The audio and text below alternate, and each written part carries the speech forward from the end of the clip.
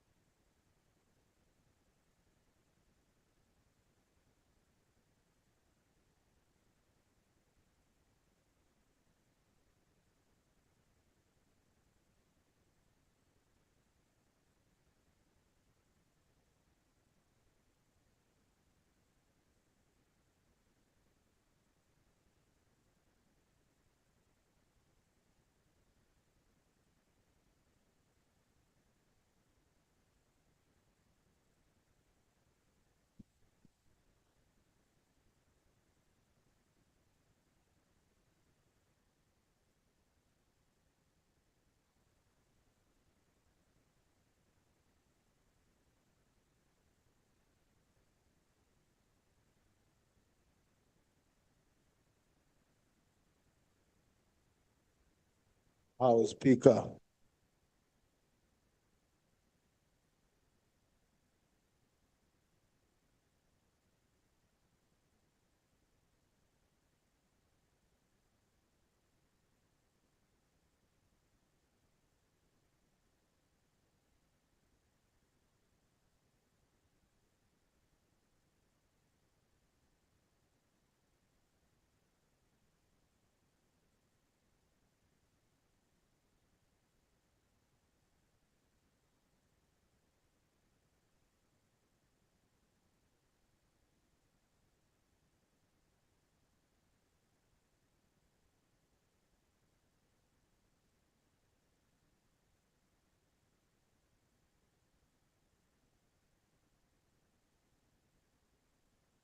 Madam Speaker,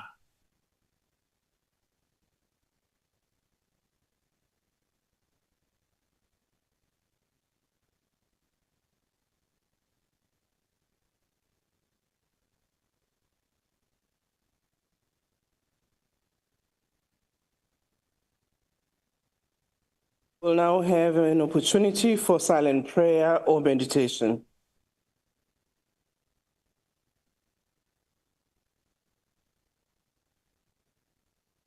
Please be seated.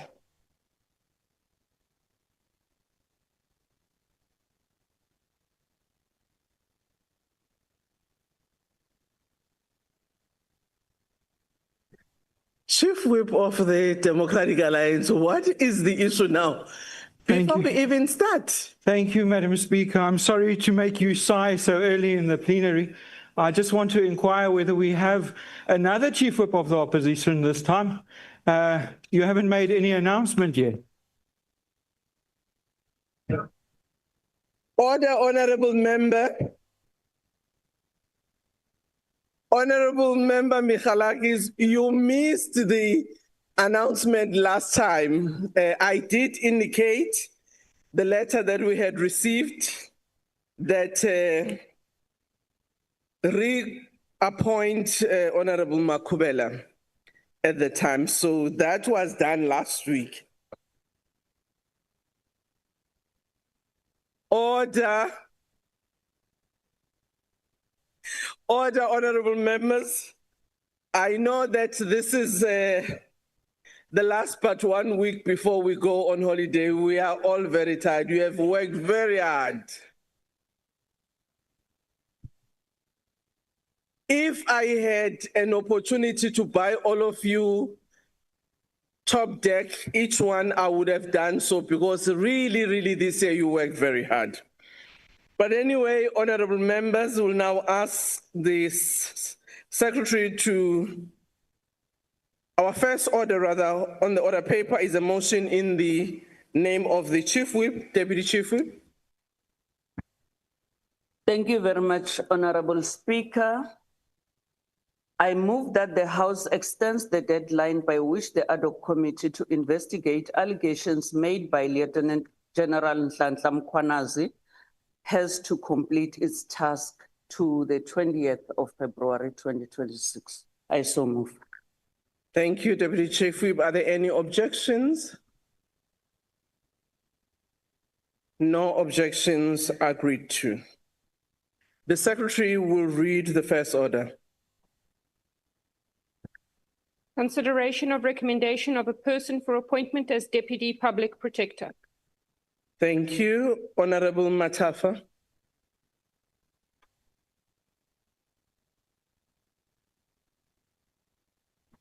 Thank you, Speaker. Honorable members, South Africans. On behalf of the Portfolio Committee on Justice and Constitutional Development, I present before this House the report on the committee on the filling of the position of Deputy Public Protector. The position of Deputy Public Protector became vacant following the appointment of the incumbent, Advocate Koleka Galeka, as Public Protector. The matter was referred to the Portfolio Committee on Justice and Correctional Services on 5 December 2023. On 9 May 2024, the National Assembly resolved to adopt the Portfolio Committee on Justice and Correctional Services recommendation that the process of filling the vacancy of the Deputy Public Protector begins afresh. The committee received a letter from the Speaker dated 13 August 2024 requesting it to initiate a process to fill the vacancy of Deputy Public Protector. In terms of Section 2A sub 1 of the Public Protector Act, the President, on the recommendation of the National Assembly, shall appoint a person as Deputy Public Protector for such a period as President may determine at the time of such appointment, but not exceeding 7 years. Specifically, regarding the role of the National Assembly, Section 2A sub 3 of the Act provides that the National Assembly shall recommend a person, A, nominated by the committee, and B, approved by the National Assembly by a resolution adopted with a supporting vote of the majority of the members in the National Assembly. Subsection 2A sub 4 of the Public Protector Act sets out the applicable criteria for appointment as Deputy Public Protector. The Deputy Public Protector shall be a South African citizen who is a fit and proper person to hold such office, and who A, is admitted as an advocate or an attorney and has for a cumulative period of at least 10 years after having been so admitted practiced as an advocate or an attorney, or B, is qualified to be admitted as an advocate or an attorney and has for a cumulative period of 10 years after having so qualified lectured in law at a university, or C, has specialized knowledge or expertise for a cumulative period of at least 10 years in the administrative of justice, public administration or public finance, or D, has for a cumulative period of 10 years been a member of parliament or has acquired any combination of experience mentioned in paragraph A to D for a cumulative period of at least 10 years.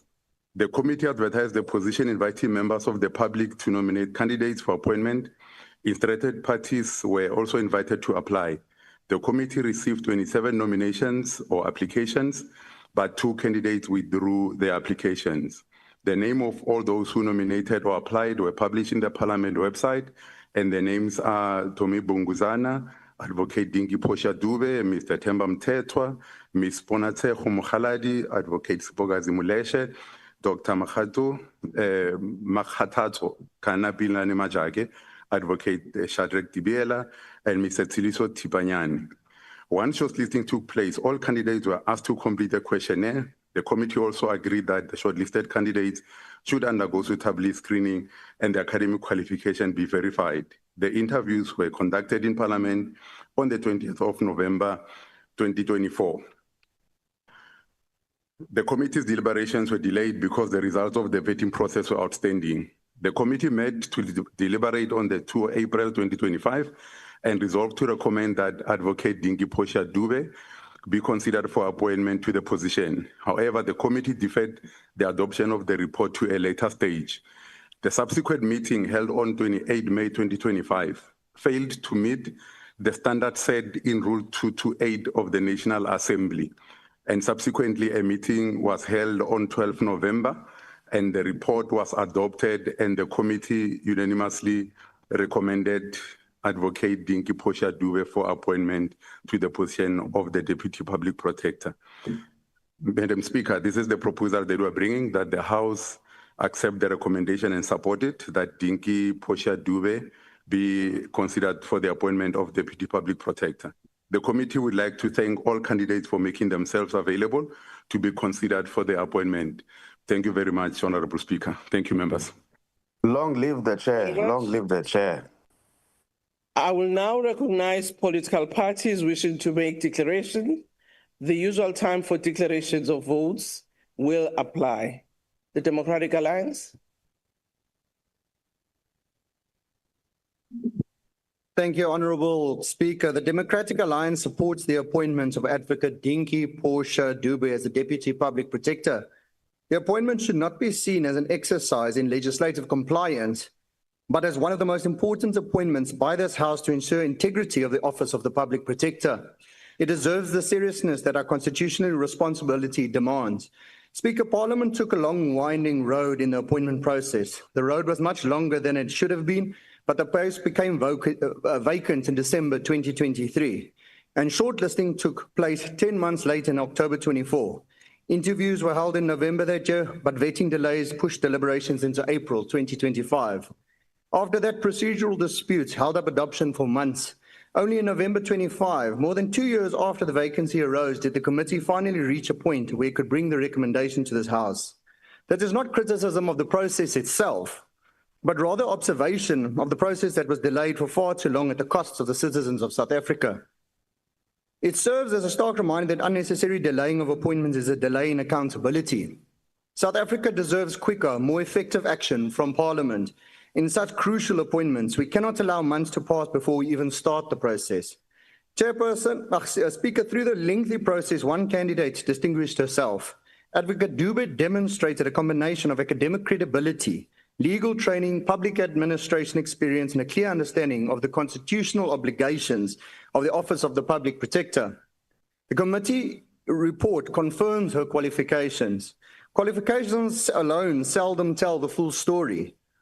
What stood out is Advocate Dube's presence in the interview room, her grasp of institutional weakness currently facing the office, and acknowledgement that public trust has deteriorated was impressed in the committee. Her insistence on the need for independence, her demeanor under pressure, and her willingness to answer difficult questions directly are all traits that cannot be taught. These are admirable characteristics stem from her character, which shone through the rigorous interview process. Speaker, Democratic Alliance supports the appointment is grounded in two clear exceptions: stability and courage. The need for stability in the Office of the Public Protector is crucial as it emerges from turbulence that culminated in the impeachment of the Public Protector in 2023. That episode damaged the Public Protector's office confidence and exposed deep institutional vulnerabilities. It is for this reason that the Democratic Alliance took great care in this process to ensure the best possible candidate was recommended. We needed it to be assured that the candidate before us possessed the temperament, the discipline, and the integrity to steady the institution. South Africa's trust in the office had fallen to a dangerously low levels, and the new Deputy Public Protector must help to rebuild the credibility through consistency, clarity, and unwavering commitment to constitutional values. The second expectation is courage. It is one thing to speak about independence in an interview. It is a whole other matter to put it into practice in the face of political pressure. We fully acknowledge this is a deputy role, but the deputy does not mean subordinate to political convenience. The fact that the role is one of deputy does not derogate from the importance in supporting the Public Protector in doing what is right, even when it is difficult, unpopular, and uncomfortable. The work of the office has consequences, often significant ones, but the rule of law requires decisions never be shaped by those consequences. Speaker, we hope that with the strength that the Advocate Dube on paper and her tenacity demonstrated in the interview process will translate into decisive ethical work during her tenure. The country needs it, the institution needs it, and South Africans deserve nothing less. We often see how oversight bodies collapse when leadership seeks political favor instead of truth. A Deputy Public Protector must speak truth to power, protect the vulnerable, and apply law evenly without fear, favor, or prejudice. That is the standard the Democratic Alliance will hold office to account through rigorous oversights. The appointments must signal a fresh chapter. The delays that brought us here should be a lesson. South Africans cannot wait months for key institutions to be stabilized. The Public Protector Office plays a vital role in safeguarding constitutional democracy, It cannot function at half strength and needs leadership that is capable and principled. We support the candidate because we believe in Advocate Dube's presence, the strongest combination of capable and character. The DA will monitor performance closely because we believe that oversight is essential and accountability is non-negotiable. Speaker, if the commitment Advocate Dube demonstrates in the process is carried through in her daily work, the office will be stronger, more credible, and better able to serve the people of South Africa. That is the purpose of this appointment. The Democratic Alliance supports this recommendation. Thank you. Thank you very much. Mponto Wesizwe Party.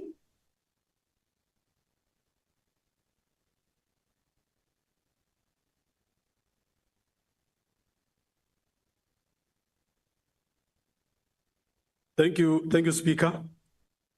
I'm here to represent MK Party.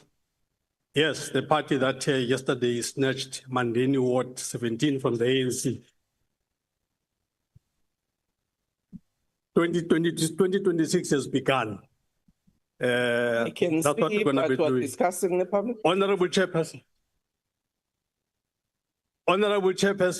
let us remind this House why we're gathered here today: to uphold the Constitution, to protect the integrity of Chapter 9 institutions, and to ensure that public power is exercised with transparency, fairness, and independence.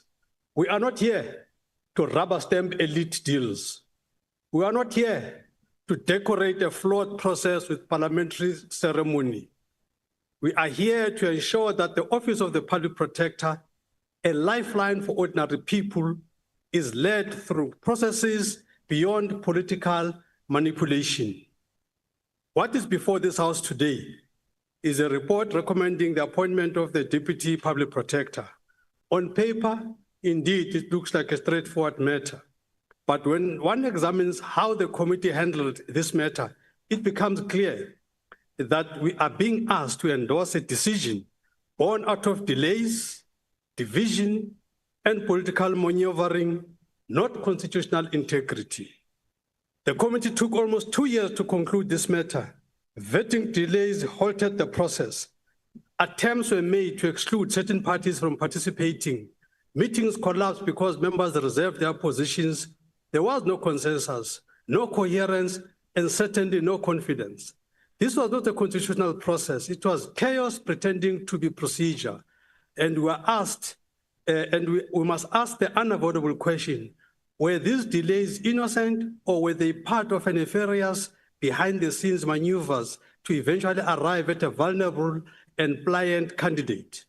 The nominee, Advocate Dinky Dube, Portia Dube, has commendable academic and professional credentials, and she must not be punished for Parliament's failures. But even a capable candidate like her cannot purify a poisoned process. The Public Protector's Office cannot endure another clouded, politically stitched appointment. We do not want another pala accomplice hiding behind the veneer of independence. Chairperson, it would in fact be unexpected. It would be an unexpected development if the DA were to reject this report. Their record shows anything which keeps their blue lights flashing and their elite interests secure will always find their support. They specialize in appearing clean while enabling every rot they publicly condemn. They remain thieves in suits, reliable defenders of privilege, power, and Polish hypocrisy. While the MK fights for constitutional independence, the DA fights for upholstery in the backseat of blue light BMW. The MK party position is very clear. We reject this report. We reject a process that was inconsistent, manipulated, contested, and constitutionally compromised. We reject the expectation that we must legitimize an outcome born out of paralysis and political interference. South Africa deserves both an independent nominee and an independent process. Today, we only have one, not both. The MK party stands firm for the constitutional integrity, genuine accountability, and full independence of Chapter 9 institutions. We will not allow the nominee to carry the burden of a process corrupted by political interests. We therefore reject this report and the political theater surrounding it. Thank you. Thumbs up. Economic freedom fighters.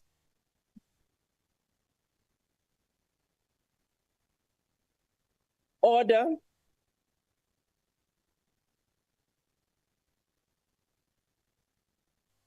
Order, Chairperson. honorable members, can we allow the speaker on the podium to present her declaration? Thanks so much, Chairperson. The EFF rise to make this declaration because the Office of the Public Protector remains one of the most important institutions for the protection of the poor. The appointment of the Deputy Public Protector is not symbolic. It is an essential reinforcement to an office that has suffered instability, delays, and selective accountability. We reject the attempt to silence the EFF in the Portfolio Committee by suggesting we cannot have a view because we did not sit in the interviews. That approach was unconstitutional and anti-democratic. No member of parliament will ever be stripped of their rights to scrutinize constitutional appointments. We will not be intimidated. We fought that in the Portfolio Committee.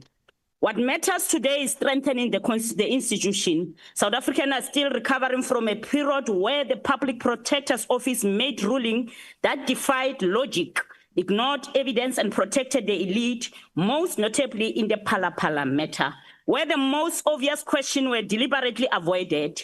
This behavior weakened public trust and served individuals rather than the people. This is why the role of the Deputy Public Protector is urgent and critical. The institution needs someone who will work hand in hand with the Public Protector in principle and with precision to stabilize the office, restore integrity, clear backlogs, and ensure that the powerful are held accountable with the same agency as the poor.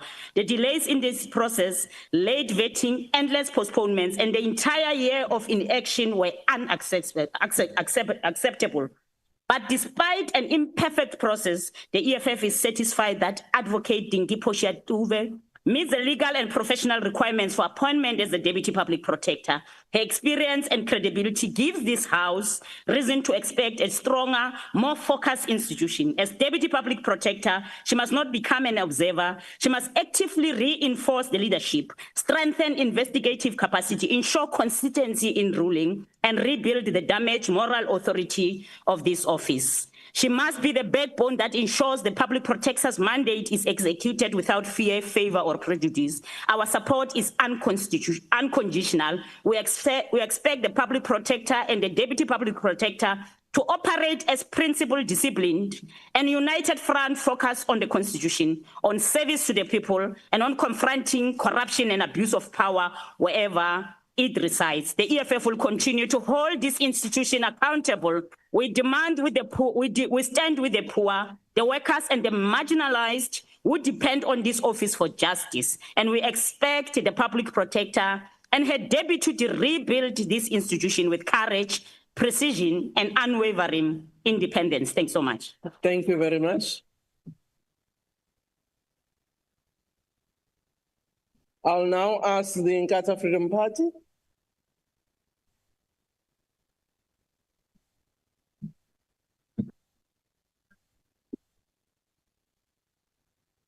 Order.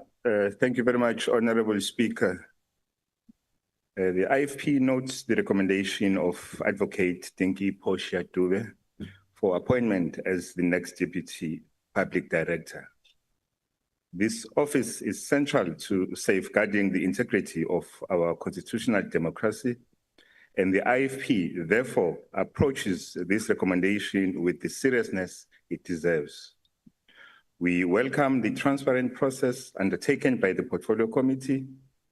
The IFP is satisfied that due diligence was applied and that the recommended candidate demonstrated the requisite competence, independence, and ethical grounding expected of this institution.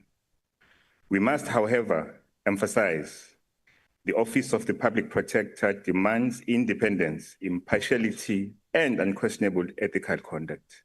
The IFP will continue to hold this institution and those who lead to the highest standard, free from partisan interference. We trust she will execute her duties with fairness, accountability, and integrity. The IFP supports the report. Thank you, Honorable Speaker. Thank you very much. Patriotic Alliance. Thank you, Speaker. Honorable members, members of the public, the Patriotic Alliance notes the report of the Portfolio Committee on Justice and Constitutional Developments. We therefore would like to affirm the following. The Office of the Public Protector is a cornerstone of our constitutional democracy, tasked with safeguarding the rights of citizens and ensuring accountability in the public administration. The appointment of a Deputy Public Protector must therefore reflect the highest standards of integrity, independence, and competence. The Patriotic Alliance commends the Portfolio Committee for conducting a transparent selection process.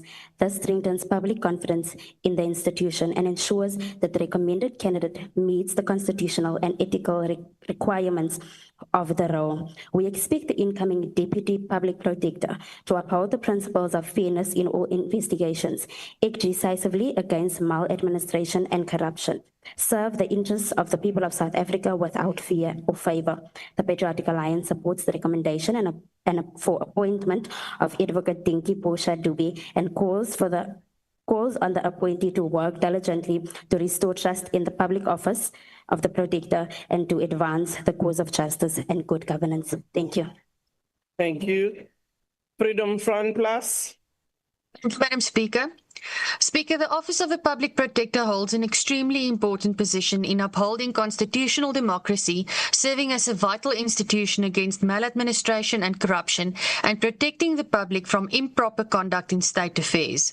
The Deputy Public Protector supports this critical mandate, providing essential continuity and stability, especially given the stringent requirements demanding a minimum of 10 years of specialized legal or administrative experience for appointment. We must, however, lament the excessive duration of this appointment process. The position became vacant following the appointment of the current Public Protector, who previously served as the DPP. The matter was first referred to the committee in December 2023, and although the committee was requested to initiate the new process in August 2024, we are only now considering the report in November 2025. This protracted timeline, which included delays due to vetting and procedural debates, spans nearly 2 years and must have placed considerable adverse strain on an already strained organisation. This must not happen again. Nevertheless, the process undertaken by the committee has yielded a worthy candidate. Following advertising, shortlisting, suitability screenings and interviews, the committee's recommendation of Advocate Dinky Portia Dube for appointment as DPP is welcomed. She has demonstrated the necessary qualifications and met the stringent criteria set out in the Public Protector Act. We would like to see that Advocate Dube will execute the mandate of the Deputy Public Protector to the best of her well-documented and proven abilities, ensuring stability and enhancing the integrity of this indispensable institution. We wish her all the best and we support the report. Thank you, Speaker. Thank you very much. Action SA.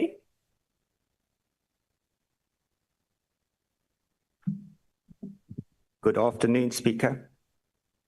Good afternoon, members. The PC on Justice and Constitutional Development recommended Advocate Dube as the preferred candidate for the Deputy Public Protector in November 2024, concluding she was the strongest option from the shortlist.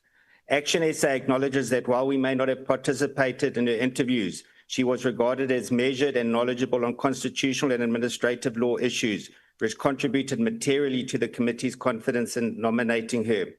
Action SA also agrees, as Advocate Dube expressed in the interview, that industrial-scale corruption is among the gravest challenges confronting South Africa. As she signaled support for robust systemic investigations underpinned by improved institutional capability within the PP's office, Action SA equally believes the institution must summon greater resolve to become an impartial, credible corruption and propriety buster, one that protects the people, not the political interests of the ruling party. We also believe that the PP office must work harder to dispel the growing narrative that it has come to protect government leaders rather than serve as a protector of the public. As such, strengthened investigative capacity, demonstrated independence, and firm fortitude against political pressures are non-negotiable pillars for the success of the Public Protector and the nominated deputy. Action SA supports the recommendation. Thank you very much. African Christian Democratic Party. Thank you, Madam Speaker. Madam Speaker, we consider this nomination against the background of the Constitutional Court's judgment, the Nkandla judgment, which not only delivered a stinging rebuke of the treatment of the public protector by the executive and the legislature, but affirmed unambiguously the public protector's role in guarding democracy. We in the African Christian Democratic Party fully appreciate the very important role that the public protector plays in protecting our constitutional democracy. Now, that judgment, it was a passionate defense of the rule of law and the importance of the public protector in protecting the poor and marginalized who lack financial resources to litigate and to protect them from state corruption and impropriety. Former Chief Justice Mogoeng stated that the public protector is the embodiment of the biblical David, that the public is who fights the most powerful and very well-resourced Goliath, that impunity and corruption by government officials are. The ACDP then believes that it is regrettable that this process took so long. And I, as a member of the previous portfolio committee and a member of this portfolio committee, accept responsibility. Each one of us needs to accept responsibility for the delays in the appointment of the Deputy Public Protector, given that the letter was received on the 5th of December 2023, almost 2 years later, to appoint the Deputy Public Protector. The question arises, have we as Parliament yet again failed in our constitutional duty of supporting the Public Protector? We in the ACDP trust we've learned lessons from this process, but will support the nomination and wish the Deputy Public Protector everything of the very best with her appointment. I thank you. Thank you. United Democratic Movement. Thank you very much, Speaker. The United Democratic Movement welcomes the recommendation of Advocate Pinky Portia Dube for appointment as the Deputy Public Protector of the Republic of South Africa. With her experience as a former director in the Office of the Public Protector and as an ombudsman in various state institutions, Advocate Dube brings the necessary expertise and extensive knowledge that will assist the institution in fulfilling its constitutional mandate. The Office of the Public Protector has, in recent years or in the past, been mired in controversy, particularly regarding its investigations and findings. It is our hope that Advocate Dube will execute her duties with independence and courage. She must be continuously guided by the principle that integrity is the most essential tool in addressing improper and prejudicial conduct, maladministration, and the abuse of power in state affairs. We cannot overemphasize the significance of Chapter 9 institutions which are entrusted with strengthening and safeguarding South Africa's democracy. The Office of the Public Protector is one such institution and has made a meaningful progress in pursuing its mandate. However, it continues to face significant challenges like funding constraints, staff shortages, low public awareness, and political pressure at times, all of which hinder its full effectiveness. These challenges must be urgently addressed to enable the institution to operate at its full capacity. As a strong anti-corruption party, the UDM encourages the Office of the Public Protector to continue advancing transparency, strengthening public outreach, and treating all cases with equal seriousness. This is essential to ensuring that all citizens feel empowered to approach the institution without hesitation. Furthermore, the office must preserve its independence by resisting political pressure and addressing perceptions of selective justice. Thank you, Speaker. Thank you. Rise. As Rise Mzansi, we rise to support the recommendation of the Portfolio Committee for Advocate Dube to be appointed as a Deputy Public Protector. And we equally join the other members and the other parties that have highlighted the time that it has taken to fill this particular vacancy.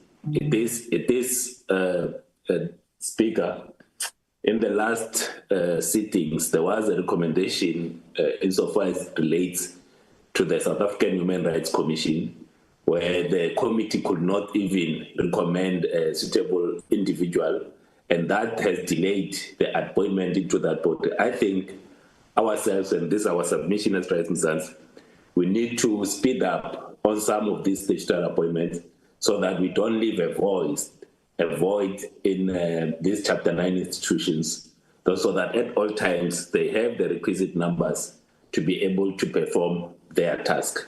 But we are satisfied with the work that eventually the committee was able to do, and we support the recommendation of the committee. Councillor Snell. Thank you, Bosa.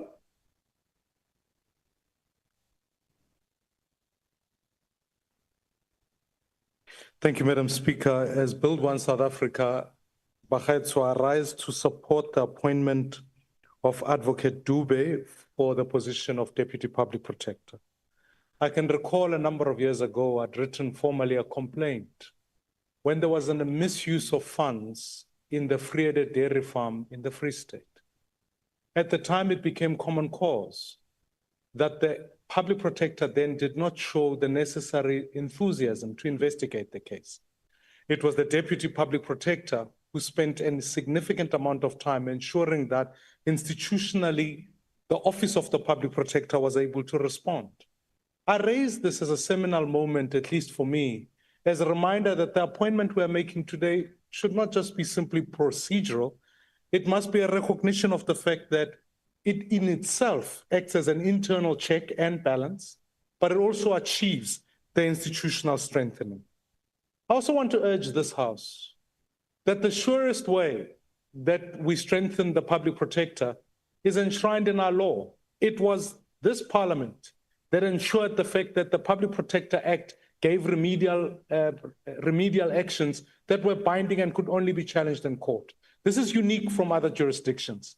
Yet, honorable members, we sometimes fail at funding the Public Protector's office properly, so investigations aren't always thoroughly done well.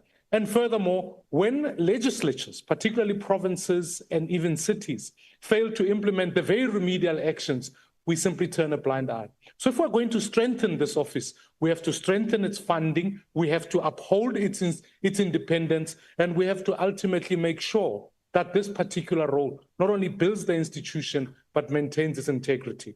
In a bloated cabinet, we are going to see many violations of the Executive Ethics Act, and therefore this office is going to be absolutely crucial. I support this recommendation. Thank you, Honourable Member. ATM.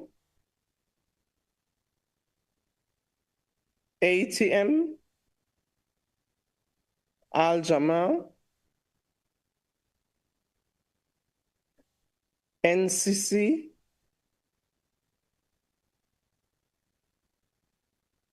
PAC.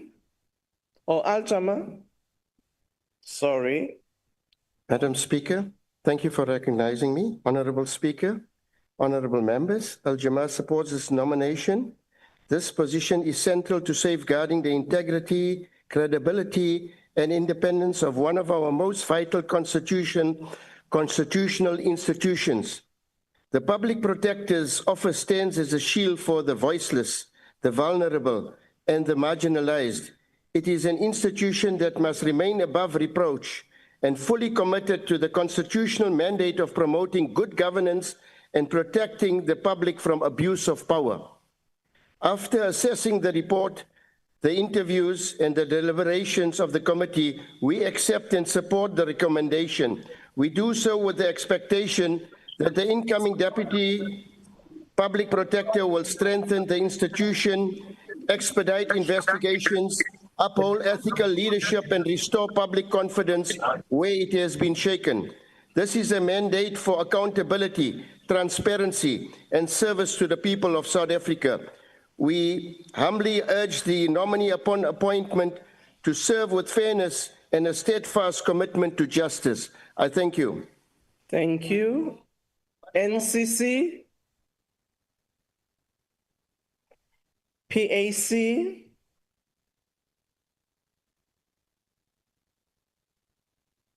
UAT. No declaration from UAT, Speaker. Thank you. Kanimambo. Good. ANC.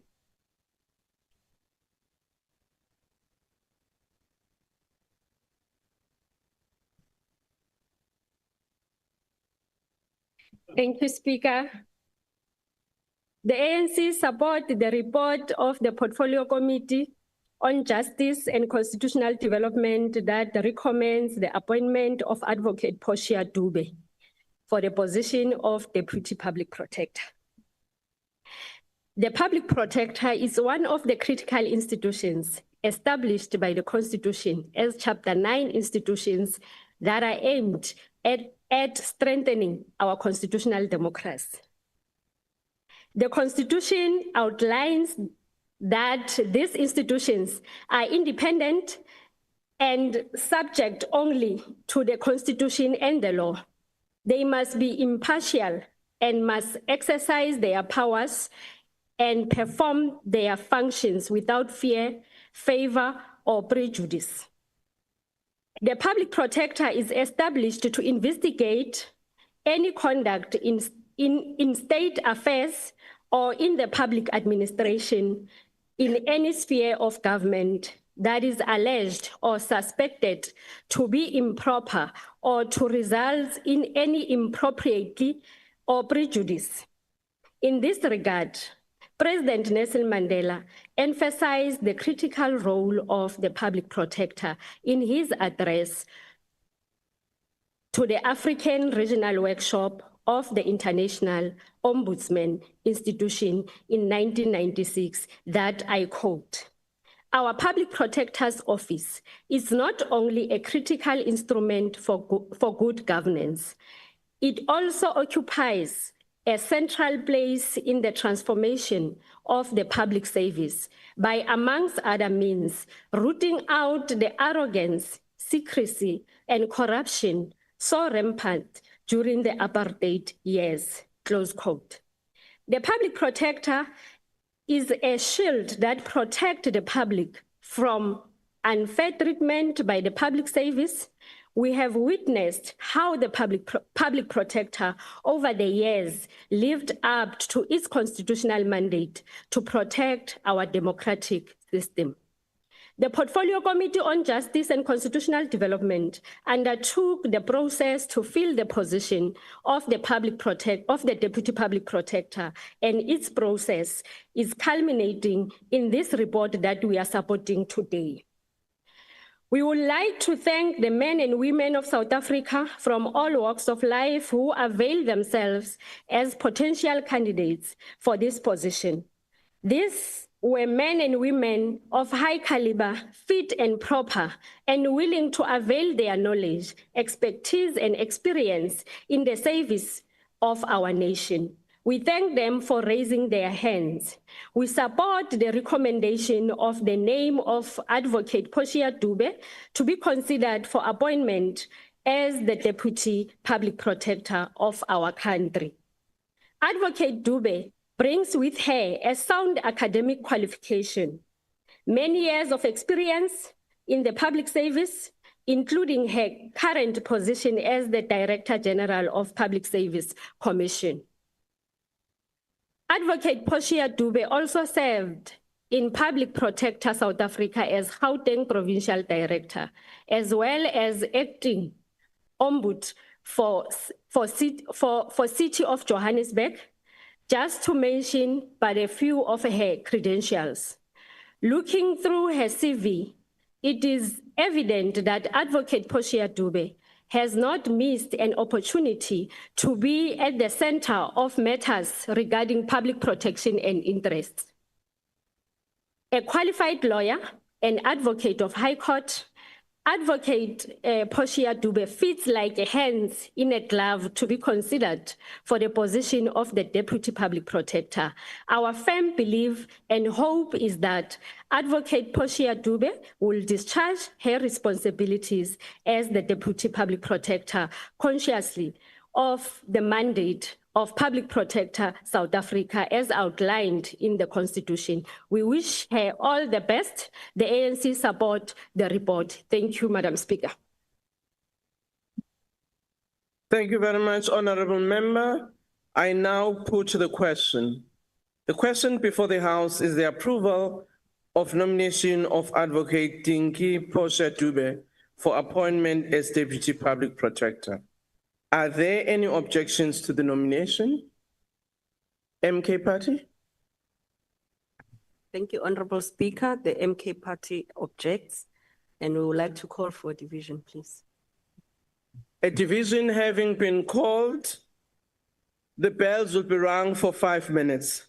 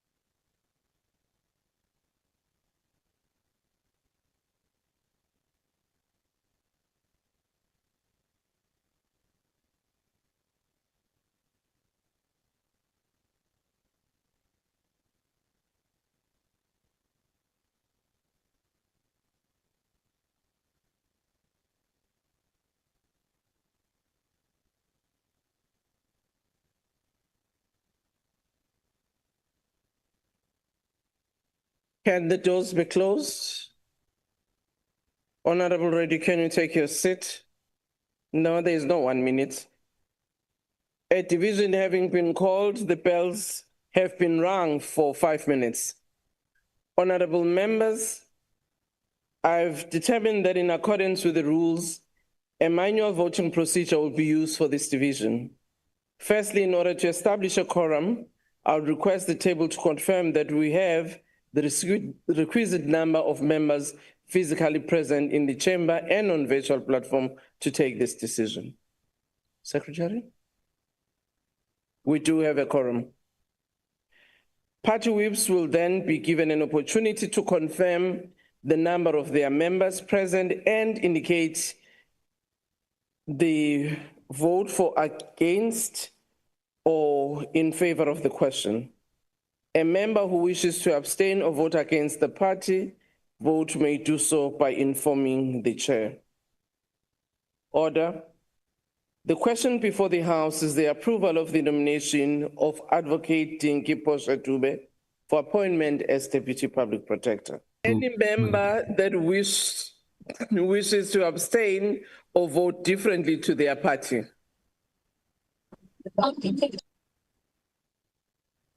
None. The voting session is now closed.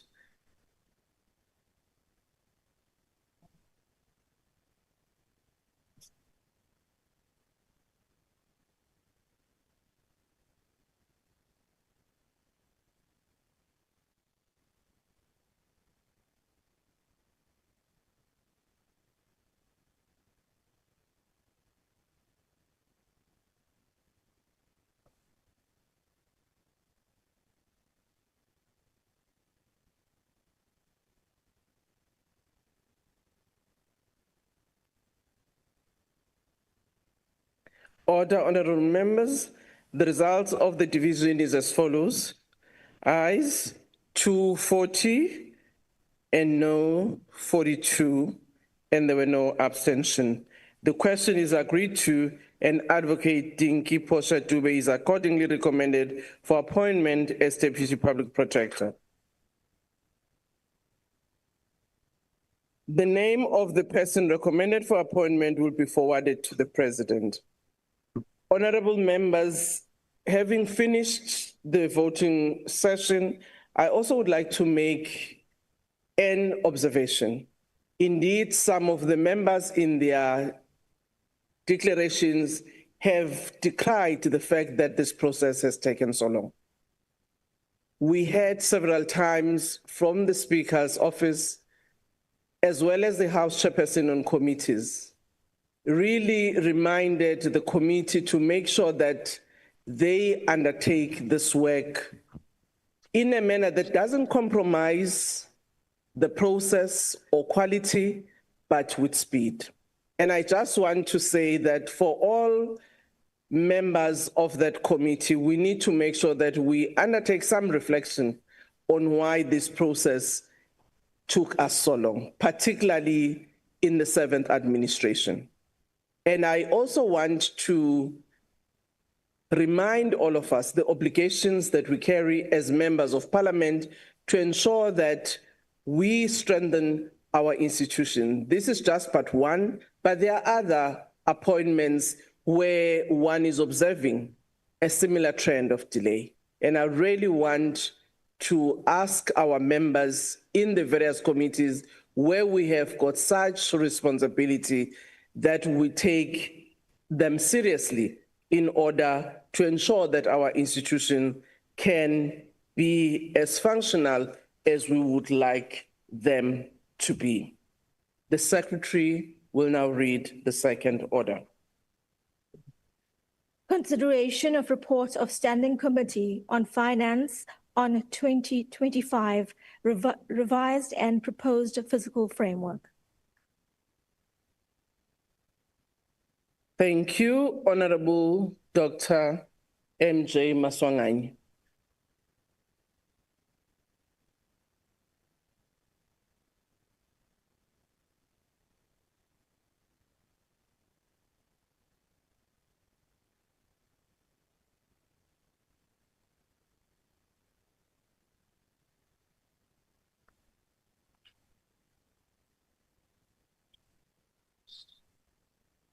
Well, they were sorting out the time.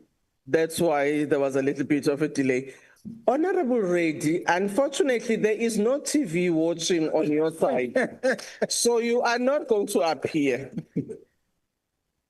Honorable Maswanganyi. Okay, so Honorable Speaker, Ministers, Members of Parliament, on the 12th of November 2025, the Minister of Finance, Mr. Enoch Godongwana, tabled a progressive MTBBS before this Parliament in accordance with Money Bills Amendment Procedure and Related Matters Act. Honorable Speaker, this MTBBS provides us with a good story to tell. This debate takes place in the wake of South Africa's outstanding leadership as host of the highly successful G20 summit.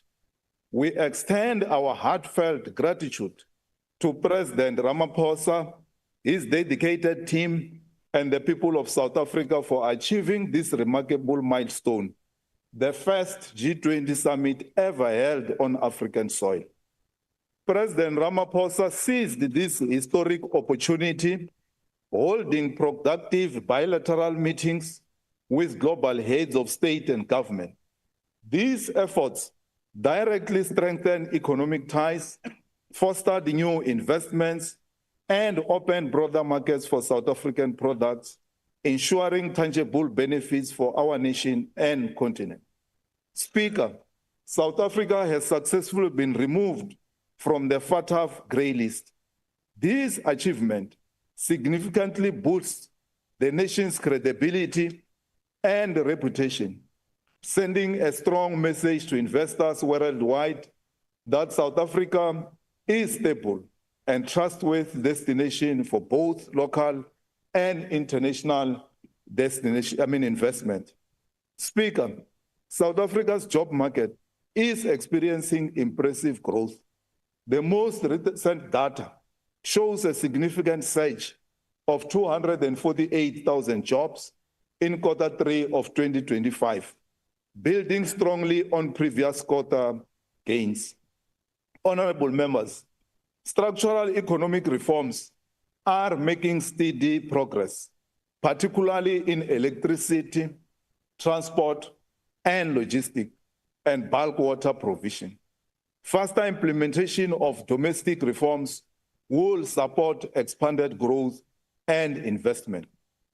Honorable members, real GDP growth is projected to average 1.8% over the next 3 years. The fiscal strategy remains on track, even in the current low growth economic climate. We have a good story to tell in Limpopo province, where it serves as an example of an economy demonstrating a positive trajectory. The province economy is growing at 0.9% above the national average. Honorable Speaker, the minister has set a new inflation target of 3%, with a 1% point tolerance band. Lowering the inflation target has several positive qualities, including enhanced price stability, which will contribute to reducing the cost of living for all, especially for poor households, improved business confidence, lower borrowing costs, increased economic efficiency, and attracting investment. Overall, honorable members, a lower inflation target contributes to a stable and predictable economic environment, supporting long-term growth and prosperity. Speaker, SARS has been crushing its revenue collection goals, exceeding initial budget projections by 18 billion rand. You will remember at the beginning of this year, we came here that SARS should be supported, and it has exceeded the projections. The government is improving the health of the public finances and accelerating infrastructure investment. Over the medium term, this will strengthen growth prospects, reduce borrowing costs, improve confidence, and foster faster job creation. We welcome the minister's pronouncement that debt will stabilize this year and the primary budget surplus will grow to 2.5% of GDP in 28-29, supporting a decline in debt service costs. Honorable Speaker, the committee conducted public hearings on the 19th of November 2025, where we received both oral and written submissions. These submissions address issues relating to revised inflation target, fiscal consolidation, social protection, public transport, municipal finances, revenue proposals, excise taxes, and the overall credibility and sustainability of the fiscal framework. National Treasury formally responded to the issues raised at the public hearings on the 21st of November 2025. National Treasury provided further clarity on revenue trends, spending pressures, debt service costs, macroeconomic risks, and the policy rationale underpinning the revised and proposed fiscal framework. Also, as the committee, we received inputs from the Parliamentary Budget Office, PBO, and the Financial and Fiscal Commission. The combined inputs of the PBO and FFC indicated that the 2025 MTBBS, while making progress in stabilizing certain fiscal indicators and articulating a reform agenda, does not yet place South Africa on a trajectory capable of meeting its fiscal stability and development commitments. Therefore, Parliament will strengthen oversight of fiscal risks, contingent liabilities, infrastructure delivery, social assistance adequacy, the wage bill, and intergovernmental transfers, and ensure that future fiscal frameworks are more closely aligned with the MTDP's objectives. Recommendations on expenditure composition. The committee recommends that in implementing TAS initiatives and other prioritization measures, the government ensure that core frontline services in basic education, health, social development, policing, and local government are protected from further real per capita erosion. The National Treasury should provide Parliament with regular reports showing real per capita expenditure by sector, taking into account population growth and inflation. Recommendation on local government finances. The committee recommends that the review of the local government funding model be accelerated and that the local government equitable share formula be updated using the most recent census and survey data with explicit modeling of the impact on municipalities of different sizes and profiles. Excise taxes. The committee recommends that National Treasury publish a 3-year excise roadmap for alcohol, tobacco, and health-related levies that clearly indicates the expected path of tax rates relative to CPI and the 23% incidence, benchmark supported by impact assessments on employment, investment, revenue, and health outcomes. Public procurement. Public procurement is a game changer for South Africa's procurement landscape. Its main goals are to promote fairness, transparency, and accountability in government spending.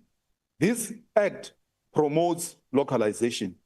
We want to press upon the minister to publish the Public Procurement Act regulations so that the government can move with speed to implement this legislation.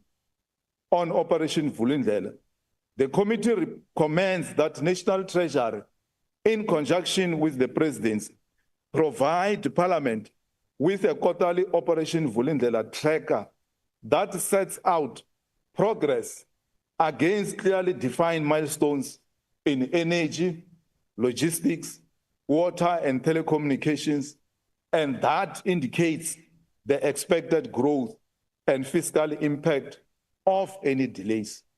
Honorable Speaker, this government remains on course to meet the fiscal target set out in the 2025 budget. The GNU government, led by the ANC, is on the right direction. Therefore, we should support this MTBPS. Honorable Speaker, he can see. Thank you, Honorable Member. Honorable D. Petroleum.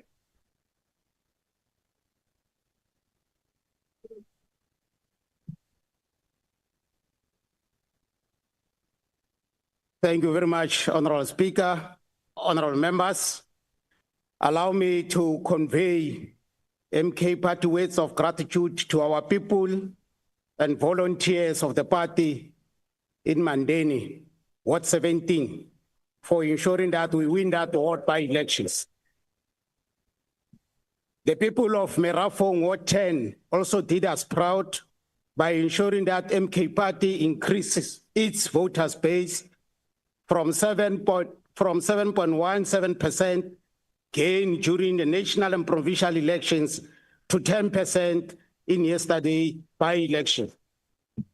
Siyabonga bahlali, raleboga baagi, kwaza mkhondo kwaza.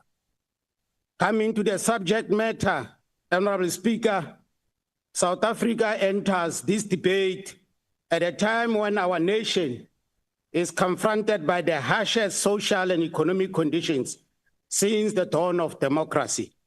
Currently, we stand as a country where the expanded unemployment rate is approaching 43%, where youth unemployment still sits above 70%, the highest in the world, and where more than 18 million of our people live below the upper bound poverty line. The World Bank still ranks South Africa as the most unequal society on earth, with a Gini index consistently above 0.63.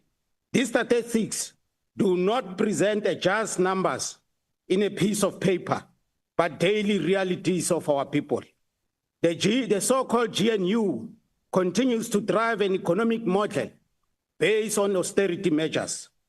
With this revised and proposed fiscal framework, the Minister of Finance has once again chosen to trap our people in the same failed trajectory. We are living in a world where the global unemployment rate is 4.9% and where over 80% or 80 countries have reached full employment.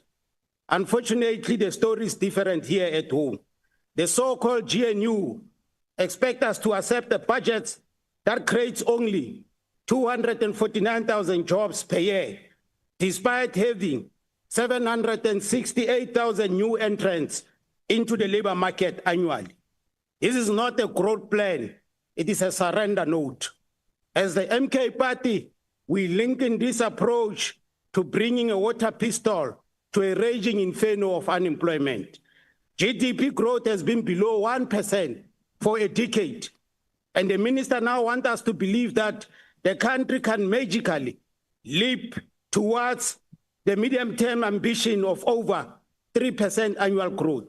As MK Party, our view is that these proposals fail to deliver the scale of growth necessary to render this medium-term development plan, just like the NDP. This is to us a pipe dream, an unachievable pie in the sky. South Africans remain trapped in a structural crisis of unemployment, poverty, and inequality. And nothing in this fiscal framework provides an escape. What we require is large-scale investment in labor-absorbing sectors, infrastructure, and industrialization. Instead of reimagining the economy, the so-called GNU continues to enforce narrow liberal dogmas that have failed continuously. The budget is built on regressive tax increases and spending cuts. Personal income tax contributes over 40% of tax revenue, while corporate tax contributes 10%, and regressive VAT and fuel levies contribute 35%. The burden is placed squarely on the poor and working class, while corporations enjoy a free ride. The minister presented a budget with a marginal real expenditure increase of only 0.8%, which collapses even further when we factor in population growth and inflation. Real per capita spending is declining, and the majority of our people is buried under the so-called provisional allocations, meaning even Treasury does not know where the money is going to. The fuel levy increase is one of the most brutal choices in the fiscal framework. It is deeply regressive and punishes poor households who already spend disproportionate share of income on transport and food. Instead of taxing the super rich through wealth taxes, high top bracket personal income tax, or at vulnerable duties, luxury goods, the minister's best bet is to tax the poor. Again, this is an indication that the so-called GNU prioritizes the elites over the indigent masses that remain trapped in absolute poverty. Moreover, this budget is anchored on objectives like investor confidence, market signals, and rating agencies, while socioeconomic outcomes remain a secondary concern. No country has ever, Minister, no country has ever developed by prioritizing what foreign investors think of what is its own citizens need. The GDP growth focus of 1.4% is overly optimistic. You cannot underfund the economy and then be shocked when the economy underperforms. As the MK Party, we reject this fiscal framework because it fails to respond to the magnitude of the crisis. Alternatively, we advocate for large-scale public investment in infrastructure, industrialization, and public employment programs. Progressive tax reform that taxes wealth, luxury, and top earners, rather than punishing the poor people. We must use existing state surpluses to reset the budget and stimulate real economic transformation. Monetary, fiscal, and industrial policy coordination, not the Reserve Bank isolated in inflation targeting while the nation is spending. We are arguing strongly so for a developmental state, not an austerity state. In conclusion, Honorable Speaker, this country is standing on the edge of a socio-economic precipice. The unemployment disaster, the poverty explosion, and the deepening inequality are not inevitable outcomes of fate. They are the predictable consequences of policy choices. The so-called GNU has again chosen austerity. As MK Party, we must indicate we stand with the poor and we choose real development and a sustainable economy, not based on breaking the backs of the poor to impress the markets and, of course, the elites. As MK Party, we reaffirm our initial position that we rejected when we rejected the 2025 revised and proposed fiscal framework. We are rejecting this one in its entirety. Thank you, Honorable Speaker. Thank you, Honorable W.R. Alexander.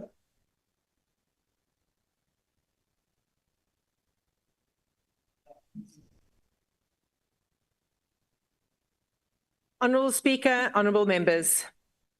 This budget we are discussing today is a case of the good and the hopeful, but also the missing and the to be monitored.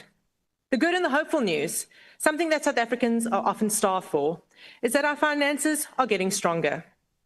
Many doubted when we were told last year in the MTPPS that debt would stabilise, but here we are this year to find out that that is just the case. We are slowly climbing out of the fiscal hole of debt that our previous governments have dug this country into, but our journey remains difficult, and the prices of the past mistakes remain with us. We are still spending 1.36 trillion on debt interest over the next 3 years, money that could not be used to build schools, hire nurses, and fix roads. We support the debt stabilization because we cannot afford the interest costs to grow any larger. There's other good news, more reason for hope. SARS has collected more than 20 billion rand more than expected this year. This shows that when you build capacity into our institutions, good results will follow. We've also found nearly 9,000 ghost workers on the government payroll. Eliminating this waste is exactly what we need to do. It is not only the budget of numbers that has improved, but our economic policy is also changing how South Africa is perceived. Our country is no longer on the grey list. For once, we're not fearing a decline in our credit rating. We can celebrate these improvements. These achievements matter because it means lower interest costs, confidence from our investors, and ultimately more money can be spent where it matters. The DA welcomes all of this. Good financial management creates a foundation for growth and jobs. It gives us hope. However, getting our finances in order is not the final goal. It is the first step. Honourable Speaker, there are also elements that are missing and areas that need to be monitored. Economic growth remains too low. The MTBPS projects 1.8% average over the next 3 years. This is not enough to create the jobs for the 8 million unemployed South Africans. Our target needs to be 3%, and we need to drive hard to get to this. The DA supports the financial plan, but a good plan is only as good as its execution. We need faster implementation, reforms on electricity, transport, and water. We need less red tape in business, and we need infrastructure builds that are on time and in budget. Honourable Speaker, something else that has been missing is the 600 billion that is lost in taxes every year to illicit taxes and activities. Recovering even a small part of this will give us more revenue than a VAT increase. We must strengthen SARS and close tax loopholes to raise the revenue that is needed to strengthen the frontline services and to hire more teachers, nurses, and police officers. Honourable Speaker, the other challenge aspect of this budget is that we still use census data that is almost 25 years old.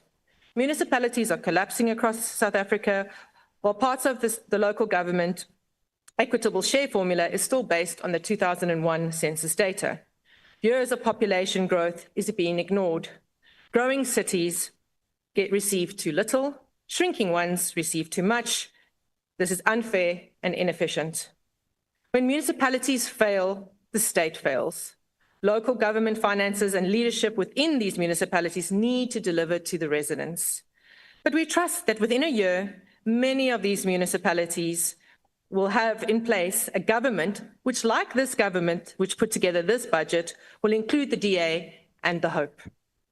Despite the areas of improvement and the gaps, we are cautiously optimistic. We acknowledge real progress in stabilizing our debt, better revenue collection, growing surpluses, and strategic investment. This deserves recognition. We see the progress. We'd like to see more, and we are committed to fighting for this continued progress. I thank you. Thank you, Honourable OMC Maudwe.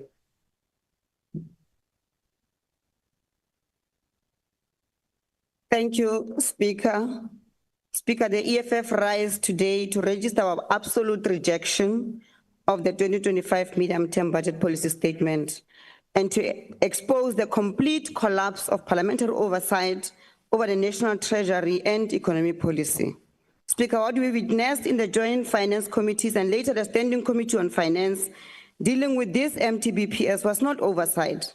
It was a surrender. It was Parliament rubber stamping and MTBPS tabled to please Goldman, JP Morgan and IMF, while sidelining the people of South Africa, the workers, the unemployed, women and children being killed because of the collapse of policing services due to budget cuts. The committee is responsible for interrogating the fiscal direction of this country, treated this process as a minor administrative exercise. Members came prepared, questions were posed, But the National Treasury behaved as if it was above the law, refusing to take notes, refusing to account, and rushing the meeting because officials and the chairperson had flights to catch. That is not oversight, Speaker. It is the direction of duty. It's a reckless of people who are democratically elected to protect the people of South Africa. The chairperson of the Standing Committee on Appropriations rushed the joint sitting into a meaningless session whose only purpose was to give the minister and his officials a free pass. Parliament allowed National Treasury to get away with presenting an MTBPS that will deepen unemployment, destroy municipalities, and collapse state capacity without a single meaningful interrogation. Members, this MTBPS is not a policy statement of a sovereign state. It is a document drafted under the guidance of global financial institutions who now openly direct our monetary and fiscal policy. The Minister of Finance has accepted a reckless new inflation target of 3%, a position he himself rejected when the governor of the Reserve Bank first announced it prematurely. His sudden reversal under pressure from JP Morgan is a direct surrender of South Africa's monetary sovereignty. There was no public consultation on this drastic shift, no public hearings, no economic modeling presented to Parliament, no explanation of the devastating effects on borrowing costs, unemployment, or growth, just hallucination. Even the committee's own report admits that consultation was inadequate, but hides behind vague languages like some submissions questioned the adequacy of consultation. That is why the EFF insists that the post-facto hearings are meaningless. What will Parliament reverse when Treasury and the Reserve Bank have already locked the country into a contractionary monetary regime? The National Treasury continues to mislead the country about stabilizing debt, repeating the same false promise year after year. The revised fiscal framework again pretends that gross loan debt will stabilize, despite the fact that the nominal debt stock will rise from 6 trillion to nearly 7 trillion in the next 3 years. Treasury uses the word stabilize, but the debt keeps rising, and Parliament simply repeats their language without questioning. That is the same Treasury that has spent years hiding the full details of foreign loans entered into with the World Bank, IMF, and other lenders. Parliament has never received full disclosure, and it appears in the committee report only because the EFF is finalizing a private member's bill to compel parliamentary approval for all foreign loans. Without this bill, the Treasury would continue entering loans secretly, without transparency, and without parliamentary authorization. Honourable members, we must call the National Treasury what it has become: puppets of global finance, selling this country piece by piece while pretending to pursue reform. It is Treasury, not any foreign power, that is deliberately collapsing state institutions so that privatization becomes the only option that is left. It is Treasury that celebrates investor confidence while municipalities collapse, while youth unemployment remains above 45% and the cost of living becomes unbearable. The MTBPS hides behind manipulated statistics to claim some form of progress. It claims that unemployment is improving when the official rate of 31.9% is exactly the same as last year, and the expanded definition remains above 42%. We must not be fooled. The minister in his statement didn't even mention unemployment, not even once. Even at the municipal level, Speaker, Treasury refuses to acknowledge the structural collapse, the equitable share formula remains outdated, and the review promised more than 10 years ago has not been delivered. Treasury pushes municipalities towards privatization because it refuses to fund them adequately. What we saw in the committee process is a continuation of Parliament's retreat from its constitutional obligation. The budget is now written for the IMF, the monetary policy is written for American investment banks. The fiscal framework is written to comfort bondholders, not to address unemployment, poverty, and inequality. Speaker, any committee recommendation that Treasury must consider this or publish this is meaningless when Treasury operates as if Parliament is subordinate to it. What we are experiencing today with the judiciary, corrupt judges exposed at the Madlanga Commission, where ministers and senior SAPS officials are implicated in criminality, the rot we hear daily in the ad hoc committee, we must not be shocked when in years to come, a commission of inquiry exposes that National Treasury and several former ministers of finance were part of the same network of capture, collusion, and betrayal. History will record that the EFF warned this House. The MTBPS is not a plan to rebuild South Africa. It's a final stage of a new liberal project that has failed the poor, protected the rich, and sold the sovereignty of this country to foreign bankers. Speaker, the EFF rejects this. Thank you. Thank you, Honorable N.M. Hadebe. Thank you, Madam Speaker. The IFP acknowledges the progress made in stabilizing certain fiscal indicators, including improved revenue performance, a growing primary surplus, and early signs of moderation in debt service costs. South Africa's removal from the Financial Action Task Force grey list and recent credit rating improvements are encouraging developments that must be protected through continued vigilance and ethical governance.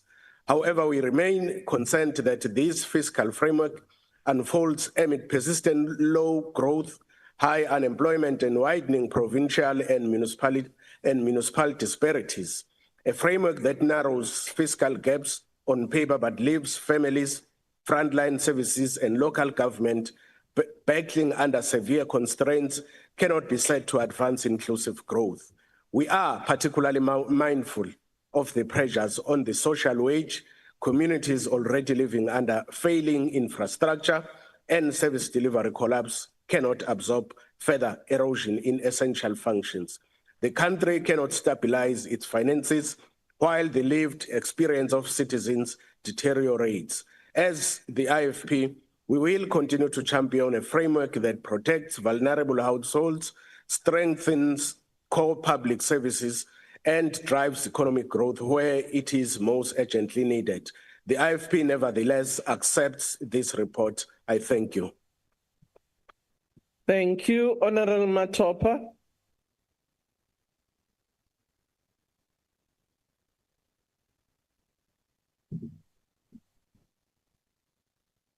Baie dankie Speaker van Parlement.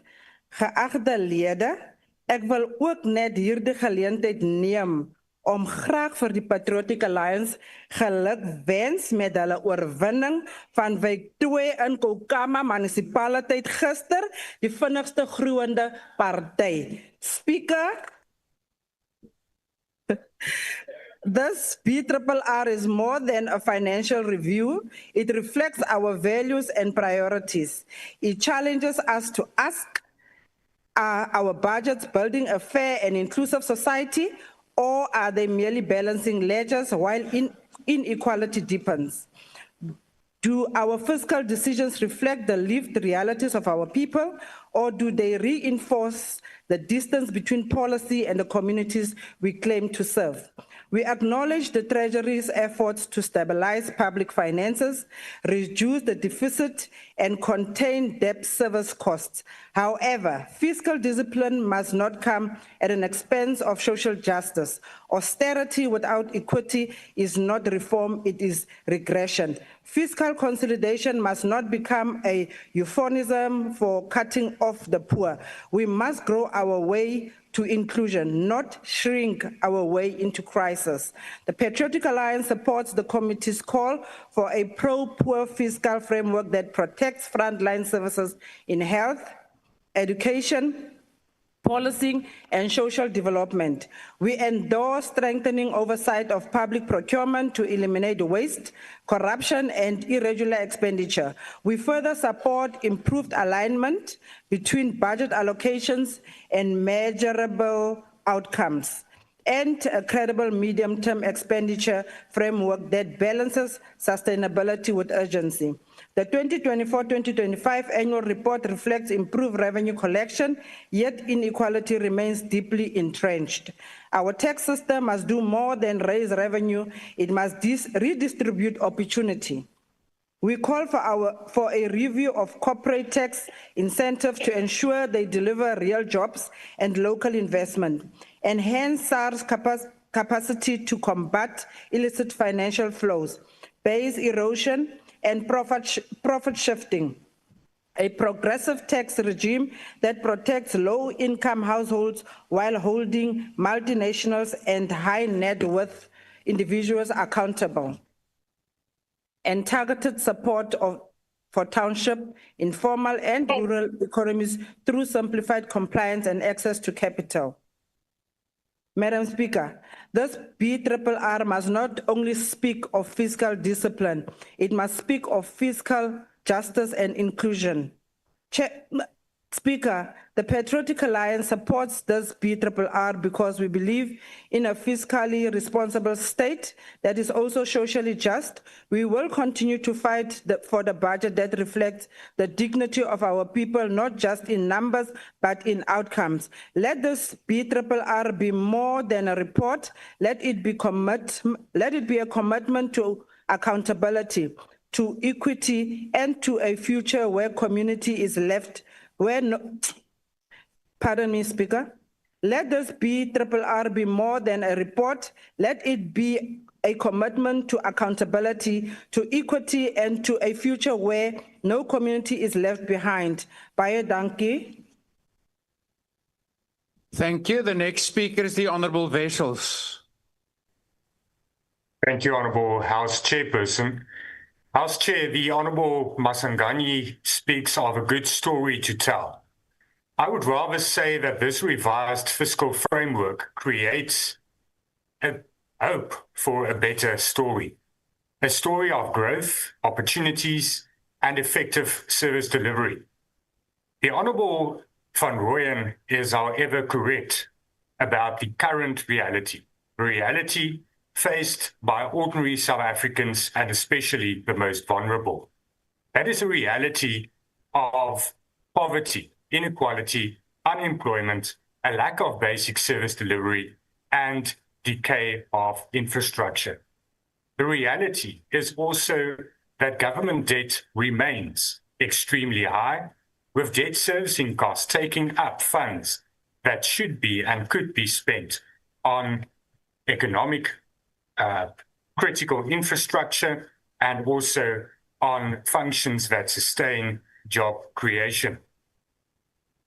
Whilst better tax collection should be commended, we should be mindful, Honourable House Chairperson, that without improving service delivery on all spheres of government and adequate infrastructure, there will be less taxes to collect, regardless of a functioning and effective revenue service. Without flourishing or a flourishing private sector, investing and expanding, tax money will dry up. This is why the fiscal breathing room that currently exists should be used to reorientate spending towards growth, enhancing investment. Having said that, it cannot be denied that progress has been made and that this fiscal outlook, or the fiscal outlook currently, looks much better than a year ago. This opportunity needs to be utilized to improve the livelihoods of all South Africans and create the necessary opportunities. I thank you, House Chair. Thank you. I now recognize the Honourable Beasley. House Chair, the revised and proposed fiscal framework confirms what Action SA has argued from the start, that fixing SARS is far more effective and far fairer than taxing ordinary South Africans through a VAT hike.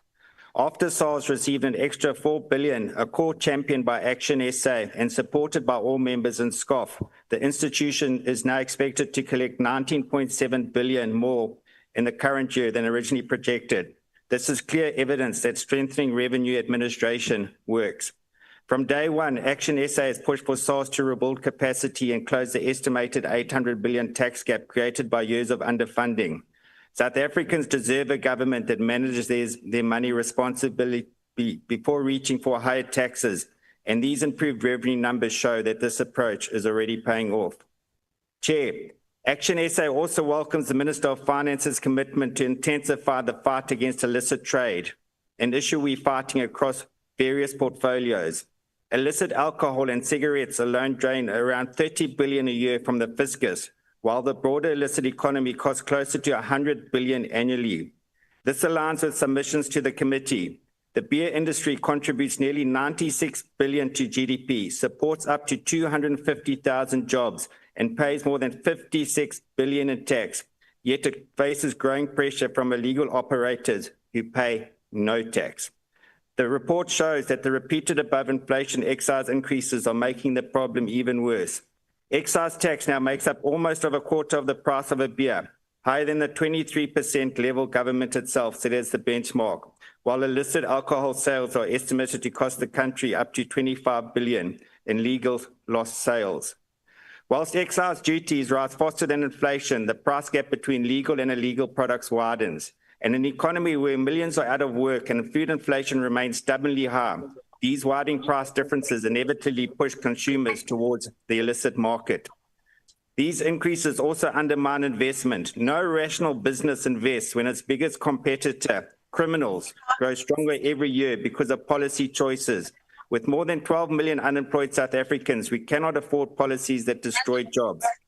Action SA therefore supports the committee's recommendation for a 3-year excise roadmap that aligns excise adjustments with inflation and sets clear enforcement targets, including finally implementing a functional tobacco track and trace system. But enforcement must be credible. Stakeholders are correct that the absence of successful criminal prosecution is the biggest weakness in tackling illicit trade. Without convictions, the deterrent effect of enforcement is limited. Action SA supports a call for National Treasury, SARS and the MPA to brief Parliament on a coordinated strategy with measurable investigation and prosecution targets. Chairperson, this report also raises serious concern about public procurement. Evidence referenced by the committee suggests that the state has at times lost up to half of procurement spending to overpricing and corruption. Even today, government continues to pay 30 to 40% above market prices for goods. And despite repeated investigative findings, very few suppliers are even blacklisted. The 207 companies implicated in the 2 billion looting of Tembisa Hospital are prime examples. They are currently free to trade with the state. Bizarre and nonsensical.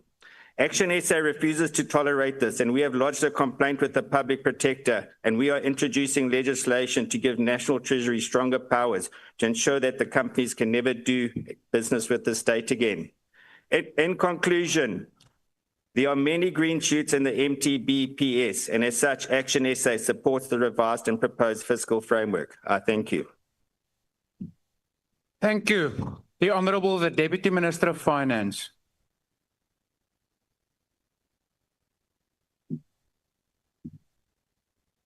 Thank you, Honourable House Chair. I want to start by thanking the National Treasury, led by Minister Gondongwana, for a clear and disciplined fiscal strategy that is rooted in evidence and not ideology, and facts and not fantasies. But based on what we've heard in the House today from the populists and the extremists, we don't just have to present a framework, we have to also defend the integrity of the South African state against those who prefer theatrics to mathematics, slogans to solutions, and economic vandalism to economic reform. So let me deal directly and firmly and factually with some of the arguments raised in this debate. The word austerity was thrown around, and I wonder if people have purchased dictionaries recently to look up the word and the meaning, because an austerity budget does not do the following things. It does not spend over the next 3 years R1 trillion in infrastructure. It does not allocate resources, 14 billion to provinces, to deal with clearing accruals in health and alleviating pressures in education. It does not have a special appropriation to plug the PEPFAR gap. It does not change the composition of expenditure away from consumption towards infrastructure. All these things are things that we are doing because we are building our country. Now, on debt and deficits, some people in this chamber deny our projection that the government debt has peaked, but if they read the MTBPS, they would see the exact opposite. Maybe people struggle with numbers, I don't know. The MTBPS is very clear. Debt stabilizes this year. It's the first time since 2008 that we have done this. We would not say this if we were completely certain, because we would not risk our fiscal credibility. Last year in the MTBPS, Minister Gondongwana stood up in Parliament and said, we will stabilize debt in 2025, and we have done it. A promise made is a promise kept. The primary surplus is forecast to rise to 2.5% by 2028/9 from a primary deficit that has been baked in at 5% since 2009. And we all know who was elected in 2009. Now, this is an anchor of stability, and it's been achieved without cutting the social wage, which remains over 60% of non-interest spending. And if anyone says that stabilizing debt is anti-poor, please explain this to me, because every rand that you spend in interest is stolen from classrooms, clinics, and commuters. Now, On the inflation target, which we heard, and people throw out the word neoliberal, big words, don't understand the meaning. Our loudest critics didn't read the research. The economic vandals in this House want us to believe that 3% inflation would somehow hurt the poor or raise rates or shrink our policy space. This is not true. Because if you read, and we published it, the joint National Treasury SARB technical work, you would see that the 3% target lowers the steady state repo rate from 7% to 5.5. We save people money in their home loans. We save people money in their car loans. Lower inflation raises the real income for poor households who spend most of their income on food and transport. And when you look at peer emerging markets, lower inflation reduces poverty and inequality. It doesn't raise it. So let me be clear. The populists complaining most loudly are the same people who dismissed inflation as a problem when we've seen all over the world in the post-COVID environment that the poor were hammered most by food and transport prices during that inflation peak. We will not apologize for implementing the most pro-poor macroeconomic reform in 25 years. Now, on tax, our tax system is progressive, but without growth, it's just expensive symbolism. Our problem isn't insufficient redistribution, it's insufficient investment, which this MTBPS attempts to fix, insufficient productivity and insufficient growth. We've put together a revised fiscal framework and a 3-year plan to fix this so we can drive gross fixed capital formation to get our country growing again. Now, let me say this. The truth is the reforms are working. Are they working quickly enough? Maybe not, but they are working undeniably. The MTBPS shows energy availability is improving, rail and port performance is recovering, revenue collections up 9.3% this year. When you look at the facts, let me close with this. The loudest critics in this House are not angry, they're scared. They're scared because they see a center of gravity forming around stability, reform, and growth. They're afraid because the MTBPS lays the foundations for a stronger country, not just for the next year, but because some of these reforms will have a positive impact for the next 15. And they're afraid that if this fiscal path succeeds, it'll do something that they cannot tolerate. It'll show that our Constitution and our democracy delivers democratic dividends for our people, and these are the very institutions they spend their days trying to tear down. And if we succeed, the politics of extremism and populism has no oxygen. So they're not afraid of this budget. They're afraid of a country that works. Thank you, Honourable Deputy Minister. Their chaos cannot win. Your time has now expired. The next speaker is the Honourable Swart. Thank you, Chairperson. Chairperson, the ACDP notes from the report that the fiscal strategy largely meets the fiscal targets set out in May. It aims to maintain a primary surplus, narrow the budget deficit, and stabilize gross loan debt at 77.9% of GDP for this year, which is still, in our view, very high. Despite the many challenges, however, it seems that the ship of state is slowly turning in the right direction. This must, however, translate into more jobs and poverty alleviation to ensure social stability and bring hope to South Africans. In this regard, the ACDP welcomes the extension of the SRD grant to March 2027 to assist the poorest of the poor. It is, however, regrettable that the grant remains at 370 Rand per month, significant below the food poverty line of around 760 Rand. Lower than forecast economic growth and high public debt, although stabilizing, and debt service costs in the short term remain concerning. Public debt, as I indicated, although stabilizing, is still growing much faster than the economy, with debt service costs crowding out much needed budgetary items such as on health, education, and fighting crime and corruption. We commend SARS for higher than expected revenue collection, and we believe that SARS is really doing a good job with the additional resources that are given to it. The ACDP is concerned that private sector fixed capital investment have over the years slowed significantly due to weaker business confidence, and that has resulted in companies accumulating cash reserves of more than 1.8 trillion Rand rather than investing them in the country. This obviously impacts on economic growth, and we trust that political stability will result in increased private sector capital investment. Chair, the ACDP joins the Reserve Bank government in questioning credit ratings agencies, which often emphasize downside scenarios when it comes to South Africa, instead of focusing, they tend to focus on what could go wrong rather than what could go right. And as we see green shoots at the moment, it seems that these agencies consistently err on the side of pessimism. And I would ask that this aspect, Honourable Minister, is dealt with, and that is the issue of credit ratings agencies. The ACDP agrees with the G20 Africa expert panel that the solution of what appears to be structural bias against certain African countries, including South Africa, would be disclosure of ratings data methodology, given the severe impact that such agencies have on the fiscal outlook of countries. The ACDP will support the report, given the green shoots that we do see in the economy. I thank you. Thank you. Is there a speaker on behalf of the UDM? No declarations. Thank you. The Honourable Zibi. Thank you very much, House Chair. Despite numerous challenges, a medium-term budget policy statement is most welcome for several reasons. Inflation is coming under control. Escalating price increases worsen the cost of living crisis, the worst of which is experienced by the poor. For the poorest South Africans, inflation can average as high as 9%.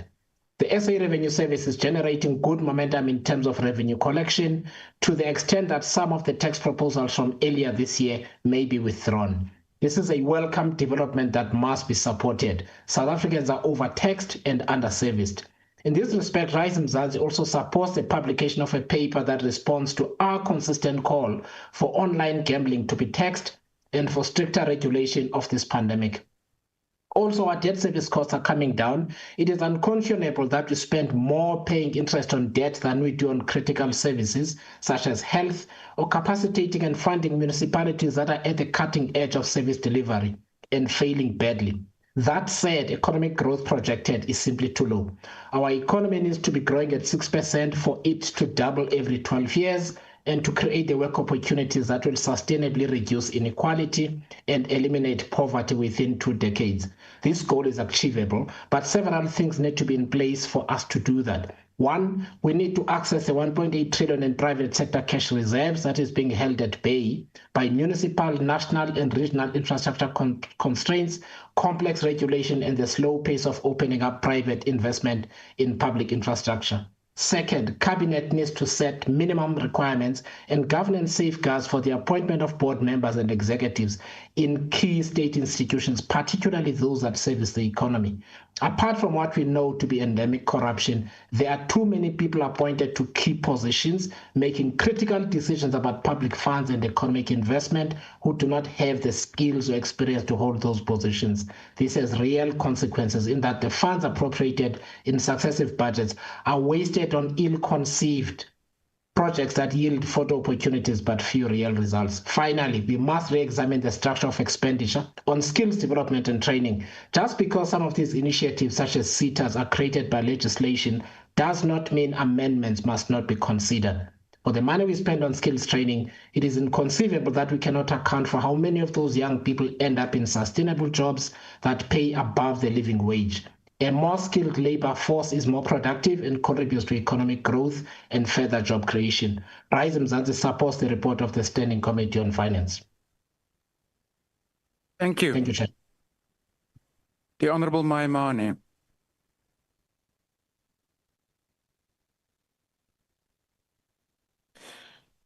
Thank you, House Chairperson. President Nelson Mandela at the inauguration, at his inauguration in 1994, said, "We've at last achieved our political emancipation. We pledge ourselves to liberate all our people from the continuing bondage of poverty, deprivation, suffering, gender, and other discrimination." I guess the question I want to put forward to this House is that as we assess the budget, has it achieved the vision, and are we working towards continuing to liberate all our people from the bondage of poverty? Honourable members, and to the Minister of Finance and the team at National Treasury, it would be amiss of me not to congratulate National Treasury for the incredible work of getting South Africa off grey listing. Second, and furthermore from that, I do think it must be a welcome state that debt is finally peaking, and more than anything, that ultimately we have a primary budget surplus. These things are applaudable and must be welcome. It tells a story going forward. To my primary concern, which is this issue of poverty and structural inequality. Honorable members, if South Africa were a population of Black South Africans only, 45% of them would be living in households of the bottom 2 quintiles, meaning that they would be earning 27,000 per year. It would mean that in essence, they live on just 2,000 rand a month or 2,285, 76 rands per day. 23% will be on the lower quintile, which means they'd be living on 40 rands a day. Honorable members, whilst I welcome that we spend 60% of our budget on the social wage, we should not applaud ourselves too loudly, because in truth, we need to figure out pathways upon which South Africans can move from poverty to the middle class. I welcome this inflation targeting debate and want to say, Honorable Minister, whilst inflation has stabilized at 3%, we need to shield South Africans from administered costs. Energy costs that are coming up next year from NERSA run the risk of spiking up inflation along with other administered costs such as fuel and ultimately water prices. We have to do more in dealing with this pathway of poor people to the middle class by funding more on the education sector.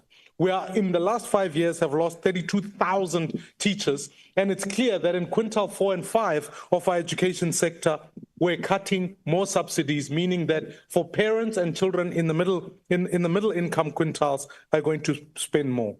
Fellow South Africans, when we look at the following year, here's what we need to focus on. We need to stabilize our finances. We need to ensure that we achieve the 5% investment growth.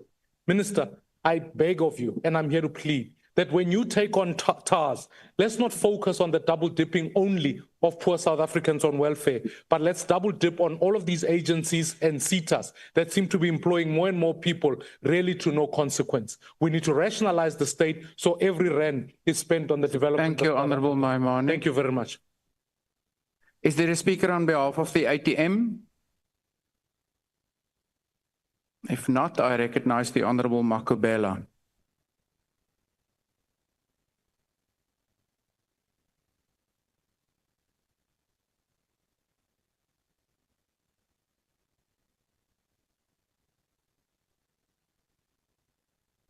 Honorable House Chairperson, honorable members, this debate on the revised fiscal framework is taking place at a defining moment for our country, when our people are calling for the state that works, for services that are reliable, for a country that creates dignity through opportunity.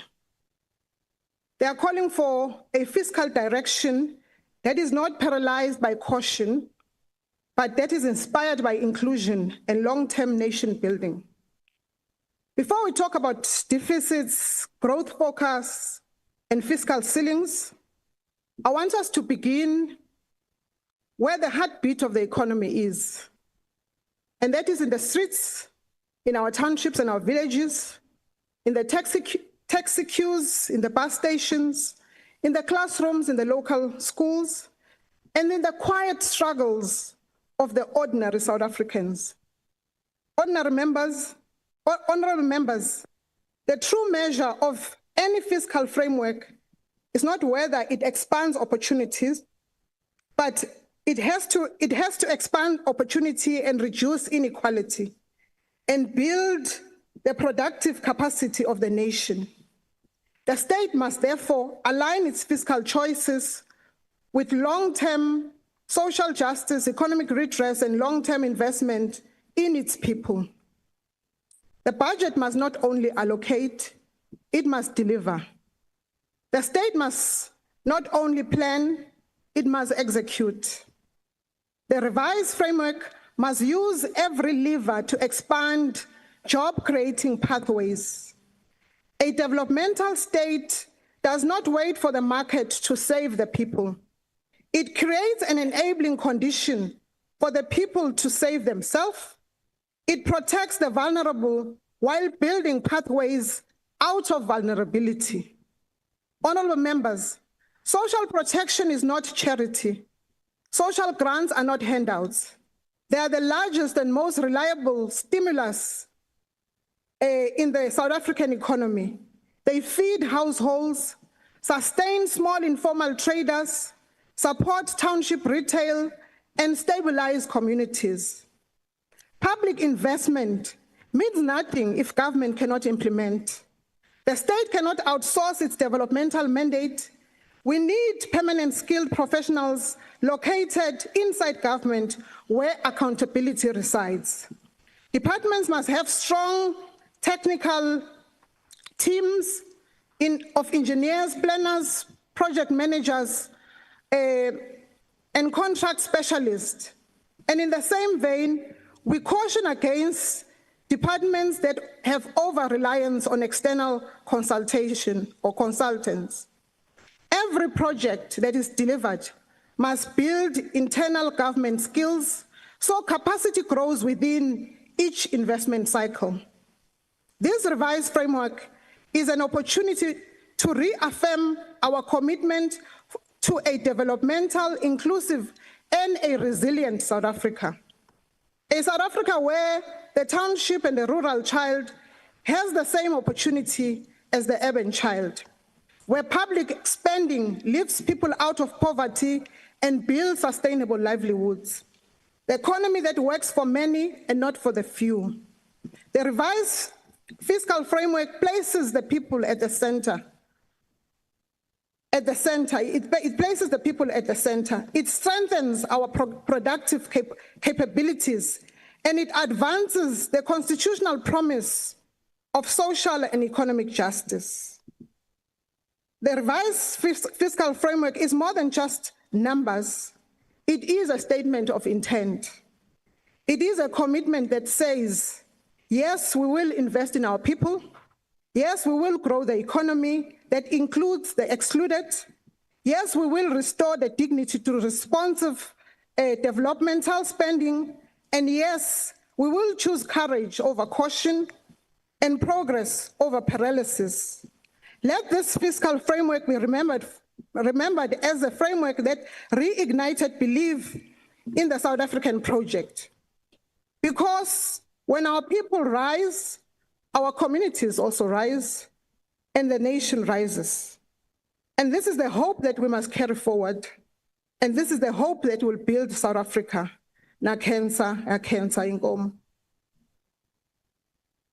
Thank you. I now recognize the Honorable Ishmael Musa.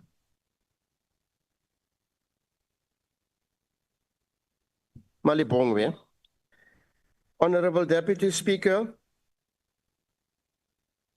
honorable members, Al-Jama appreciates the work of the Standing Committee on Finance in presenting the 2025 revised and proposed fiscal framework. This framework comes at a time when our fellow family of South Africans stand at a crossroads.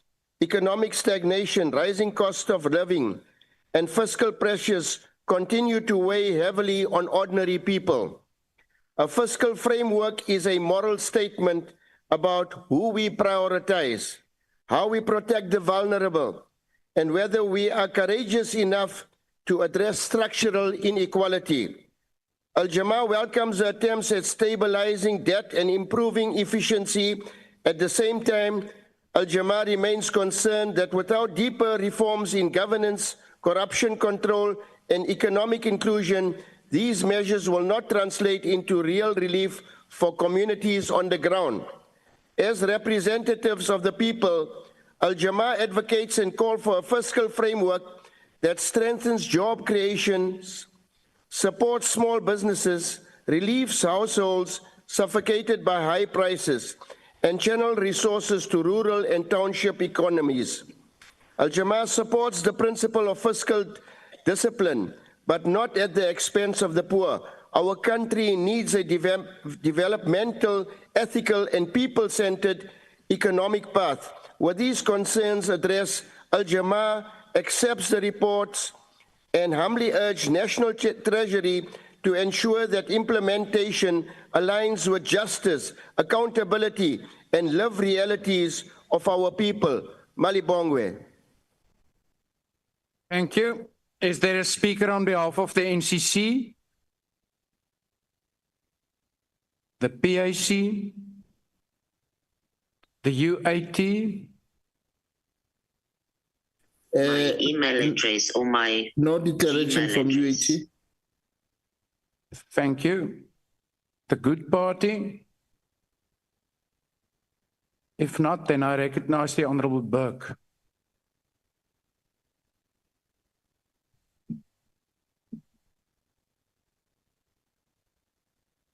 Thank you, Mr. Chair. Today, I will attempt to keep the House awake by making the case that we should make budgets boring again. You see, Mr. Chair, the difficulty is that most South Africans do not care all that much about national budgets. They really don't. And that's no one's fault. In fact, sometimes the lack of public attention means that we're doing something right. South Africans have far more pressing concerns around daily survival, which occupy their time and their attention. And so they're not necessarily worried about what our debt to GDP ratio is, or how inflation will decrease in the long run, or what kind of economic growth we can expect. It all sounds a bit boring to them. Thank goodness, Mr. Chair, because the best budgets often are boring. Exciting ones, budgets that make the headlines, usually do so for the wrong reasons. There are documents where South Africans learn that despite being overtaxed, they're now expected to pay more. They are budgets which include spending for outrageous items or neglect to spend on things that are essential. Newsworthy budgets are regularly steps in the wrong direction. And by contrast, this revised fiscal framework is a step forward. It falls into the class of good, seemingly boring budgets, ones that normal people don't stop to consider. You see, good budgets focus on the future. They invest in infrastructure. They don't waste money on what is most politically expedient, but in fact structurally flawed. They prevent crisis rather than respond to it, which is precisely what this MTBPS is doing. A good budget stabilizes debt, something we've been promising for years, but which was only achieved once the DA joined the government.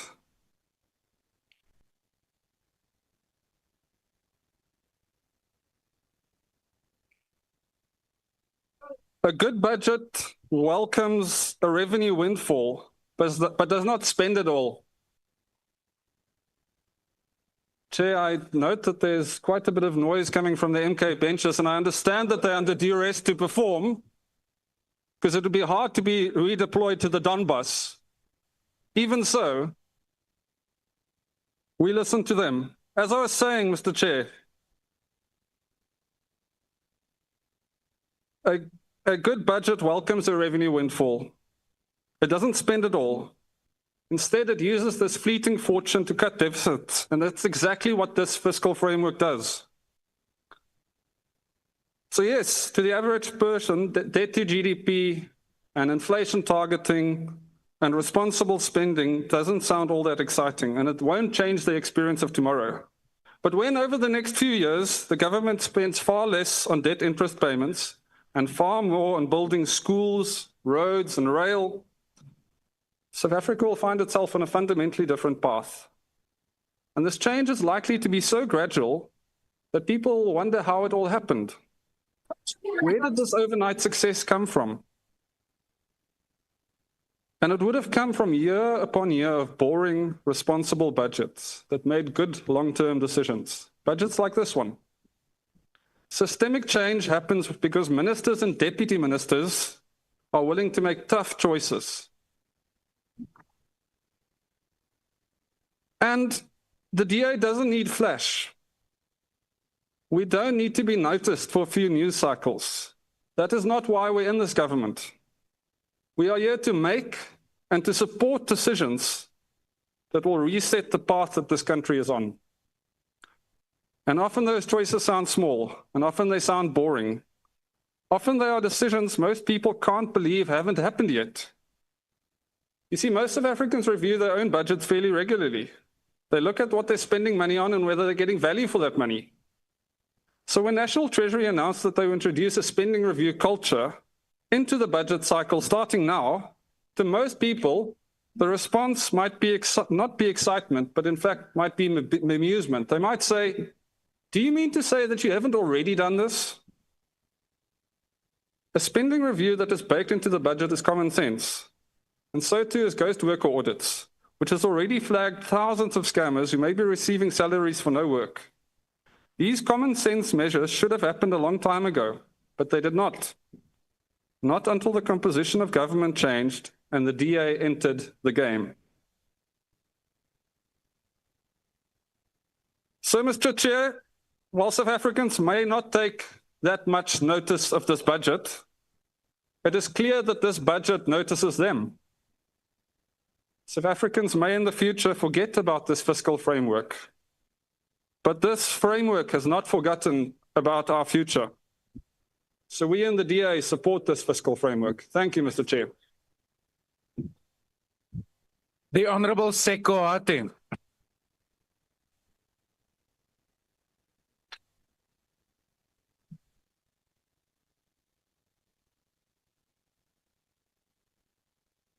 Thank you, Chair.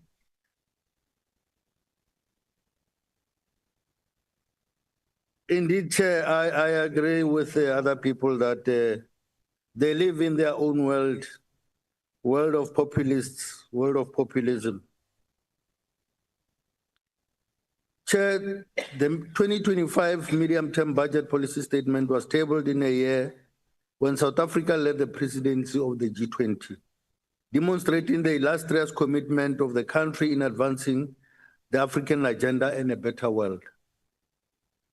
The G20 dealt with one of the major issues impacting on the fiscal position as a country, and the high level of debts, which were worsened by the COVID-19 pandemic, has led to the crowding out of spending due to high debt servicing costs, which are inflated by subjective country risk premiums by multilateral institutions such as credit rating agencies and foreign bondholders, which is important in the lives that we are living.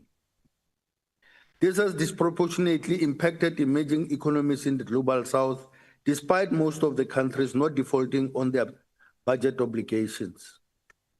South Africa is not immune from this reality, as we currently spend 21% of our public expenditure on debt servicing costs. This has led to the implementation of fiscal consolidation, which has an impact on the ability of government to fund emerging needs and existing funding backlogs. The G20 expert panel report highlighted that the G20 must also act to tackle bias in credit ratings, address procyclicality in debt resolution, and make faster progress towards a sovereign debt restructuring mechanism.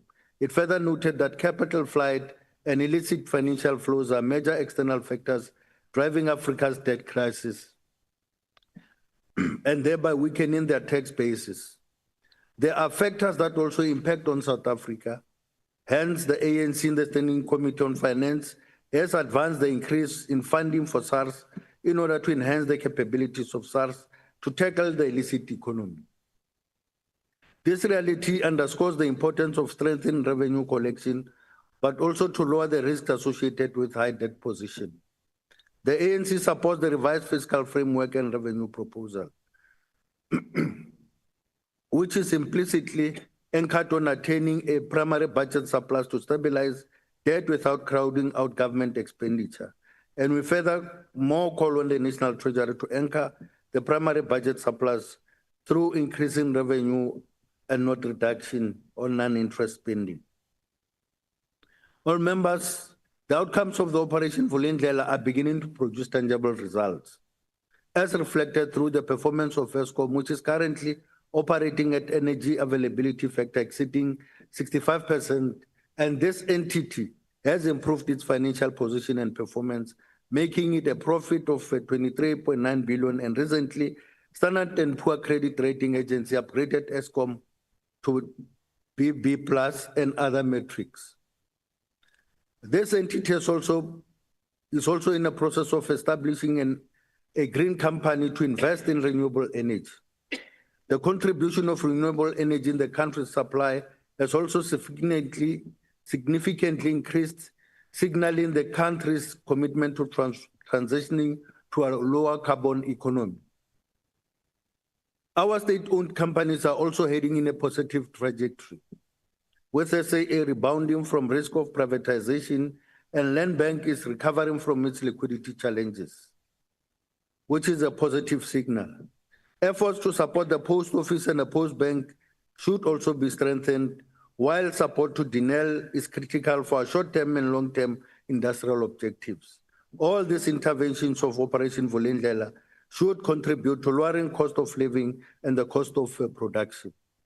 We call on National Treasury, working with other relevant departments, to focus on high level of administered prices which impact households. All members, we must also be proud as a nation that we have a public investment corporation, which is PIC, known as PIC, which has increased its asset from the value of 2.3 trillion to 3 trillion in 2025.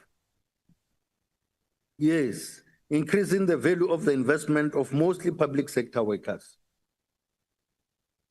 This achievement is signifying the ability of our state to invest and get sufficient returns, and this bodes well for ambitions as a nation to develop a sovereign wealth fund as per commitment of the Honorable President to advance its establishment. We also recognize the progress of the PIC on the implementation of the Empathy Commission's recommendations and stated categorically that weaknesses in some of the investment decisions of the PIC should not be used to bash and tarnish an entity which is already performing beyond its target. And we must therefore state that it's not only non-listed investments that leads to a loss by PIC, but also listed companies have already seen. We therefore, as well, Minister, request that through PIC, let us build an inclusive economy. Let us make sure that those non-listed companies are actually supported so that we are able to ensure that our country is able to include everyone that lives in it. We have learned from the Prime Minister of Norway, Honorable Minister, that in 1975, Norway was also poor in Europe, but within 15 years, they have been able to bring in, to build an inclusive economy involving their women who were not necessarily involved in the economy of the country. And hence they've been able to put and grow their economy as faster as they can. And therefore we continue to applaud those institutions that continue to invest in the people of this country, but also include women, youth, and people with disability. And we therefore call on the Department of National Treasury to continue to support those institutions. I thank you. Thank you. The Honourable the Minister of Finance.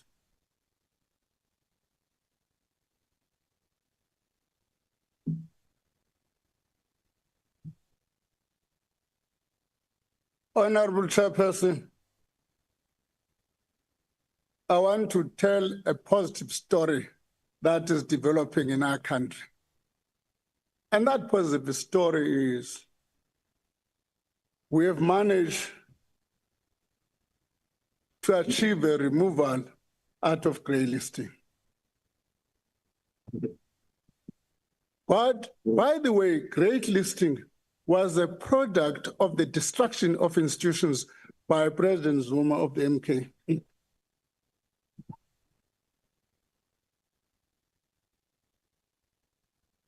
Honourable Minister.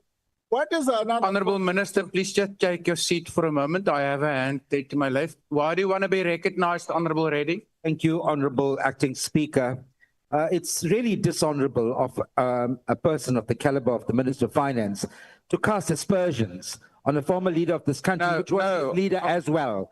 So he, without proof, maybe he needs to come up with a substantive Honorable Reddy, and not make these kinds of sweeping allegations. Honorable Reddy, that's not a point of order. And we don't deal with substantive motions against former presidents. Order. Honorable Minister, please continue.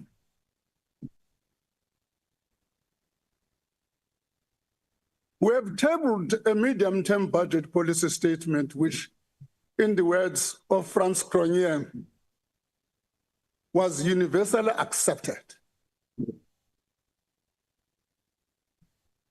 The effect of which has been our ability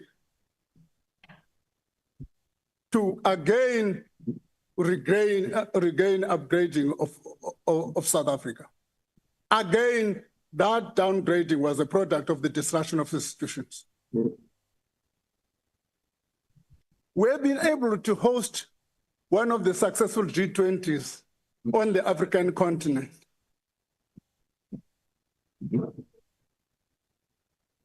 Order, honorable members. Honorable members to my left. I observed the minister while everybody else was speaking. He was just sitting there paying attention. Please respect his right to now contribute to the debate.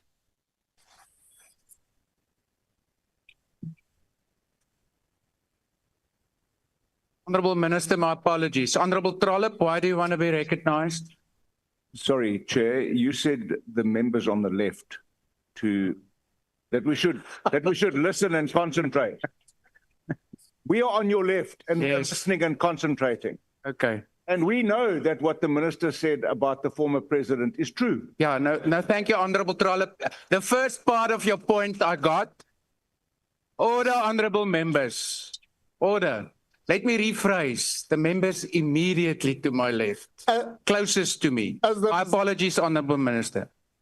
As a result of this successful G20 summit, President Ramaphosa and South Africa occupy a high moral ground.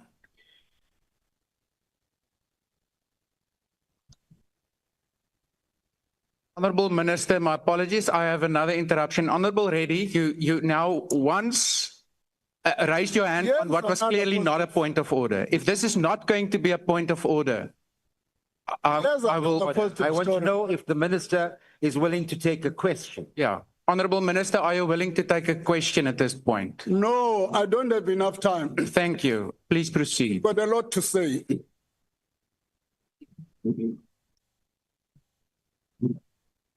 This is happening in an environment when we are beginning to turn the corner on the economy and grow this economy. And this economy has been stagnant for almost a decade. Part of that stagnation is on the supply side, precisely because the institutions such as Eskom were destroyed. And that we're turning those institutions around, and Transnet, Eskom for a change, has made a profit. We are also changing the macroeconomic stability situation. Part of the macroeconomic forecast has been the focus on changing the inflation targeting. Part of the people who need a bit of education in economics do not understand the implication of a lower inflation for the poor. Because the lower inflation for the poor, it means the basket of goods a poor person buys, its cost comes down. That's a direct impact. An indirect impact is that as inflation comes down, the interest rates are beginning to come down, which is also impacting on the cost of living. That's what this government is trying to achieve. That's what this government is trying to achieve. Honorable Speaker, Chairperson, we've made progress on the structural reforms. I know I'm running out of time. I can't list all of those things. But I must make the point that we are focused on making government efficient. What Honorable Maimane was talking about on TARS, the focus is on casting inefficient expenditure across the board. And that's going to happen across the board. So on the procurement front, Honorable Chairperson of the Finance Committee, we're doing everything possible.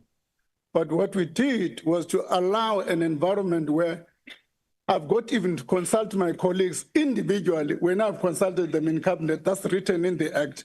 So it's also delaying the implementation. By and large, Chairperson, as we place this thing, we have achieved this medium-term budget put in the fiscal framework is a positive impact on growth, on the cost of living, and on the poor. If you look at the amount of money that's being, people who don't read, that's my problem. They don't read because the budget review gives you an analysis. One of the things South Africa is recognized for is for budget transparency. The analysis that is in the document tells you how much we're spending on the poor and on all of that. 61% of that budget is going into poor people. But as I conclude, I must advise you, when the time you come into power, you must ask Parliament to approve loans and see how we are going to paralyze government. Thank you. And is that an operational matter? Honorable Minister, thank you. Order.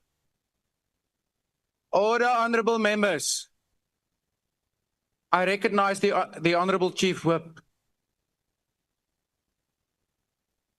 Thank you, Honorable House Chairperson. I move that the report be adopted. Thank you. I now put the motion. Are there any objections to the report being adopted? The MK? Thank you, Chairperson. The MK objects. Thank you. The FF? Thank you, House Chair. We object and you call for a division. Thank you. A division having been called, the bells will be rung for 5 minutes. Okay.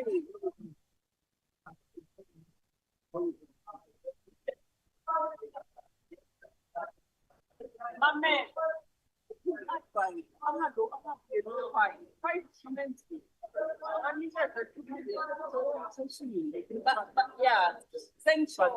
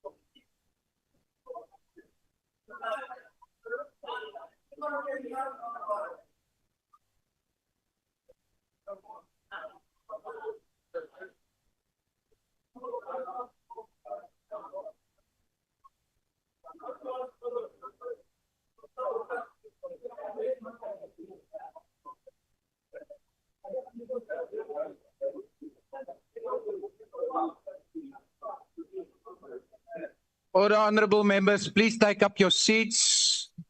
Please close the doors. Order.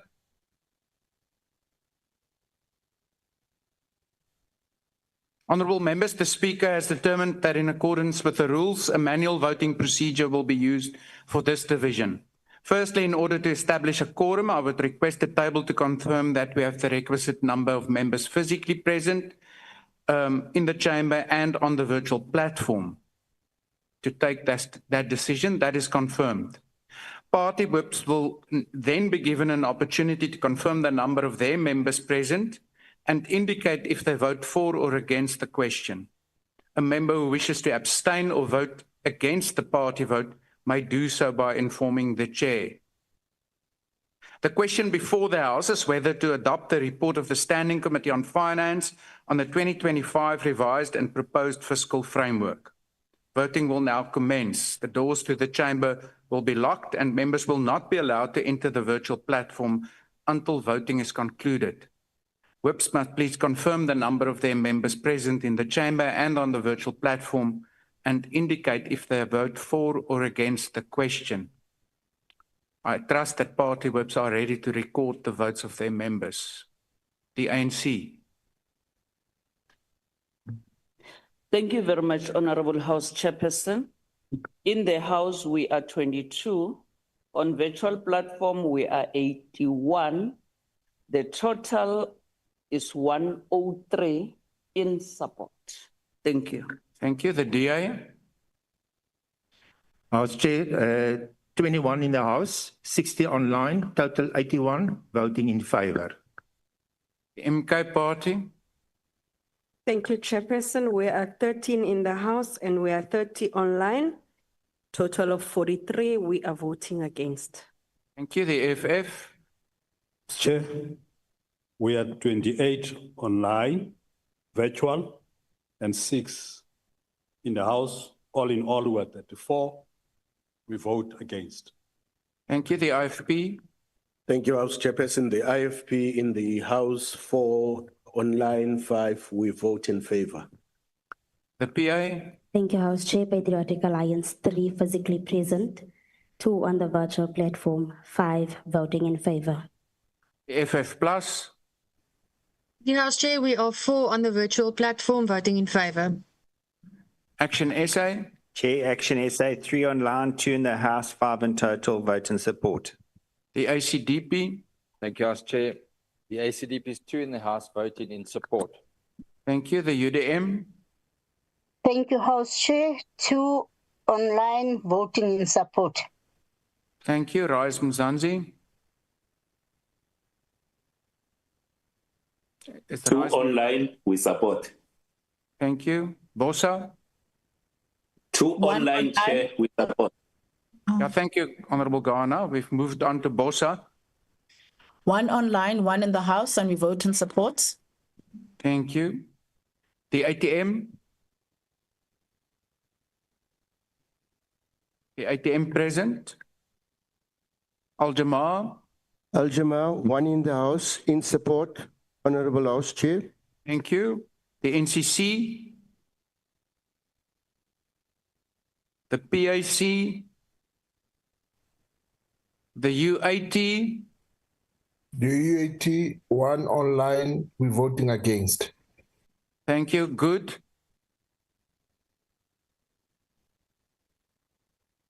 there any member who wishes to abstain or vote differently to their party?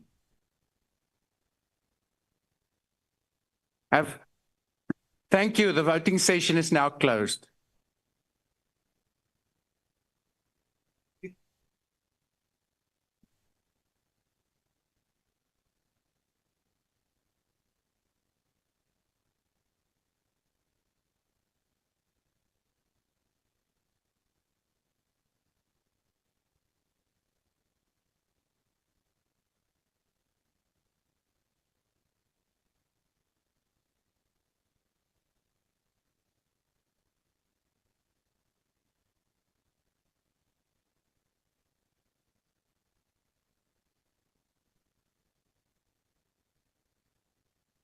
Thank you. Honourable members, the result of the division is as follows. There's 0 abstentions.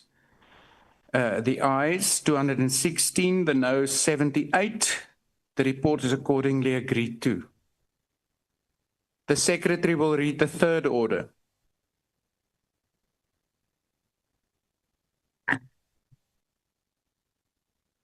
Consideration of budgetary review and recommendation report of Standing Committee on Finance on 2024-25 annual reports of National Treasury and institutions and entities in finance portfolio. Thank you. I recognize the Honourable Chief Whip. Thank you, House Chairperson. I move that the report be adopted. Thank you. Honourable members, as will be the case for orders number 4, 5 and 6 to follow, declarations of vote for up to 2 minutes per party will be allowed. Firstly, recognise the DA.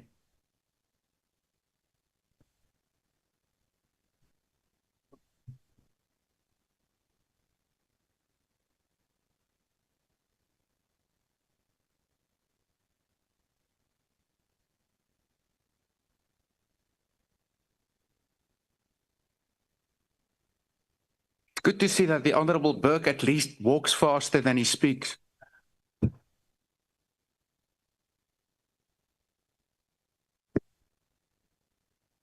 Friendly fire, Mr. Chairperson.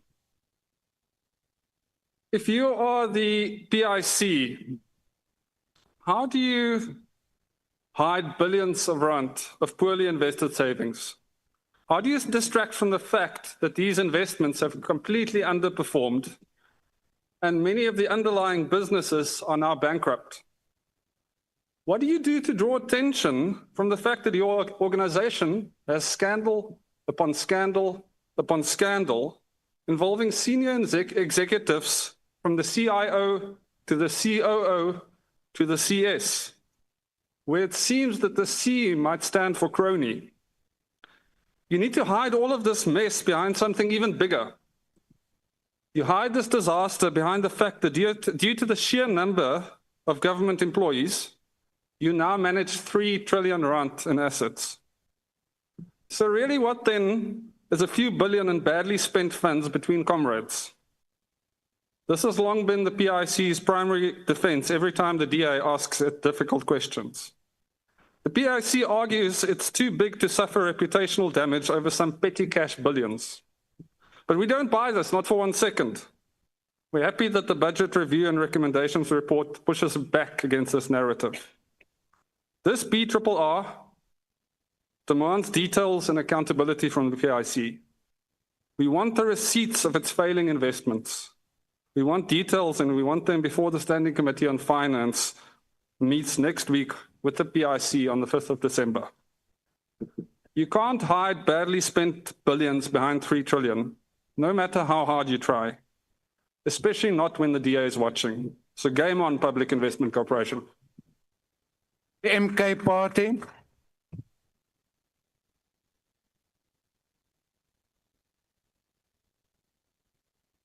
Thank you, House Chair.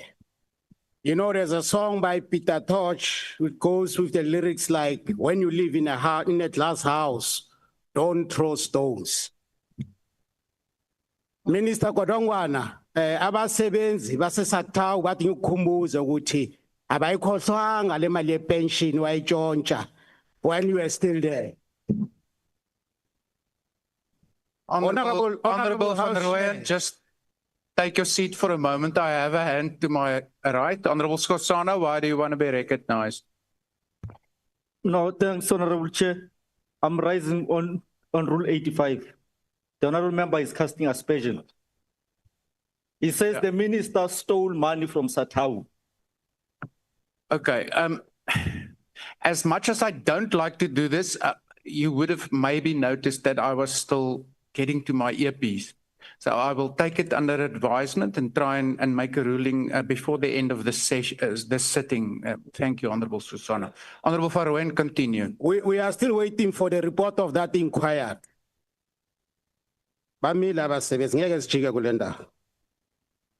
The Umkhonto weSizwe Party rises to declare firmly that we reject this BRRR because it simply reinforces the same fundamentally flawed and failed fiscal direction we opposed in the medium-term budget policy statement.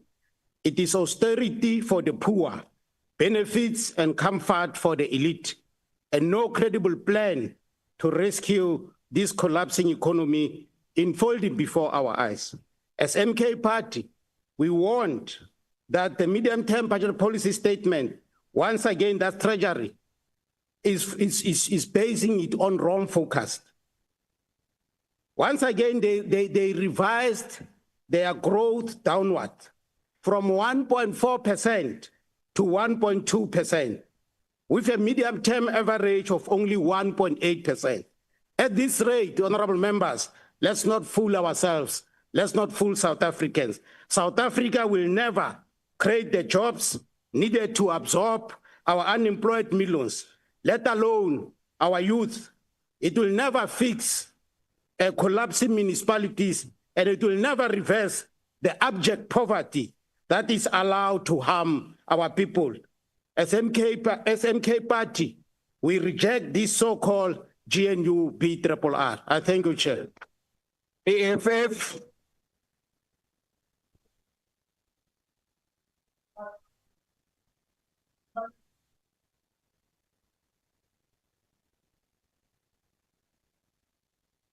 Thank you, House Chair.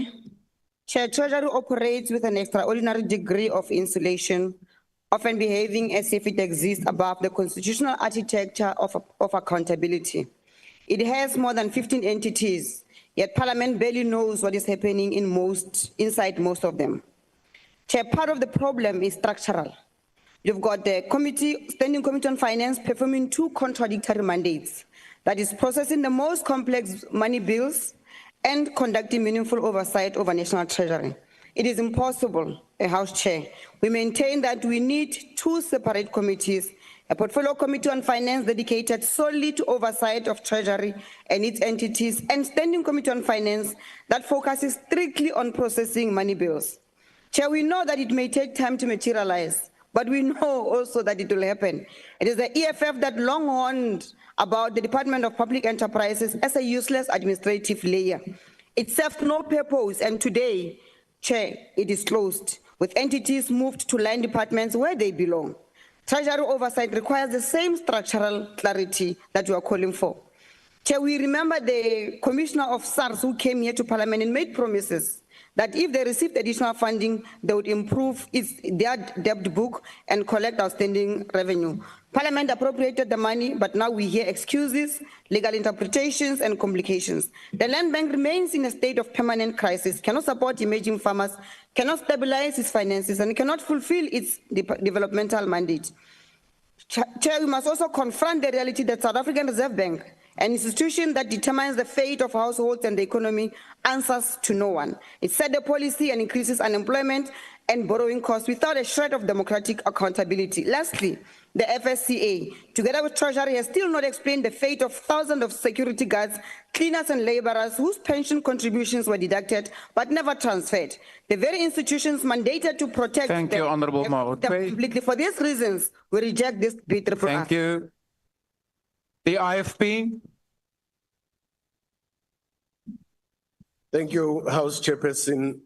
The IFP welcomes the improvement in audit outcomes across several entities, particularly SARS, the Financial Intelligence Center, and the Financial Sector Conduct Authority. These institutions continue to provide much needed stability in an otherwise difficult fiscal environment. However, the report again highlights unresolved weaknesses that cannot be ignored.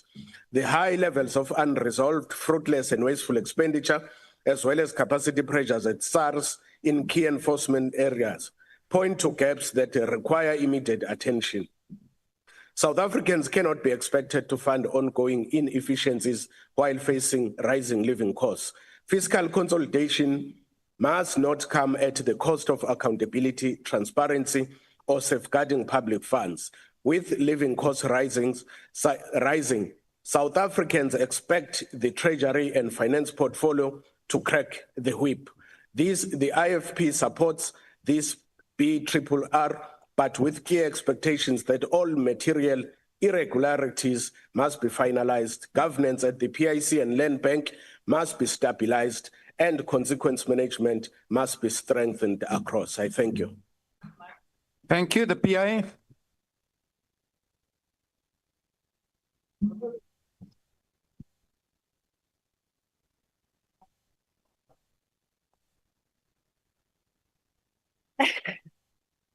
Order, honourable members.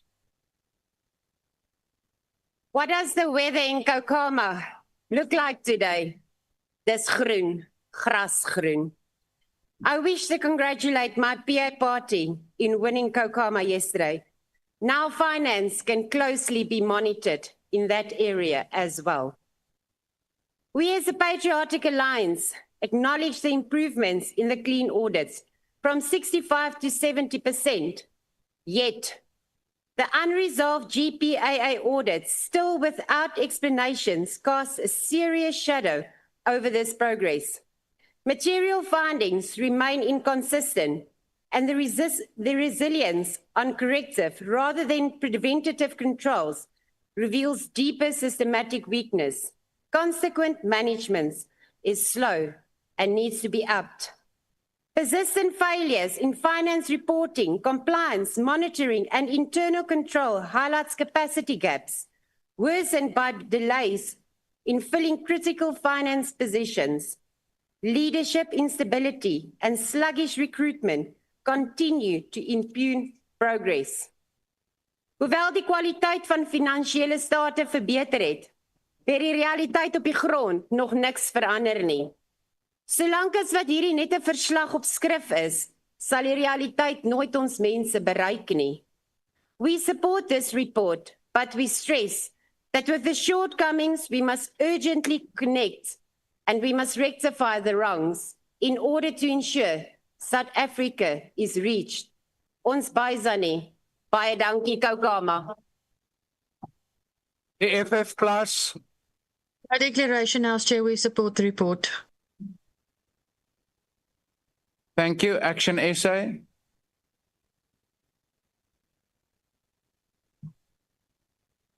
Chair, National Treasury's mandate is to ensure transparency, accountability, and sound financial controls in the management of South Africa's public finances. It is therefore concerning that 6 of the 18 entities reporting to Treasury received unqualified audits with findings, and the Government Pensions Administration Agency has not finalized its audit. Treasury should lead by example, and all entities under it should be achieving clean audits. Equally worrying is the situation at the PRC, which manages over 3 trillion on behalf of public servants and pensioners. The PRC has recorded 2 new material irregularities in the past year relating to inadequate due diligence on investment transactions that risk financial loss. These warning signs cannot be ignored. The PRC's size and strategic importance make it an obvious target for renewed abuse, and Parliament must ensure that strong oversight prevents any repeat of past government failures. Speaker, notwithstanding these concerns, there's also much to commend. We acknowledge the 12 entities that achieved clean audit outcomes. They demonstrate that with proper leadership and controls, clean audits are achievable across the portfolio. We also applaud National Treasury's role in ensuring South Africa's successful exit from the FATF grey list. Implementing the 22 action items required for removal was a significant achievement, and this step will strengthen investors' confidence and improve our international standing.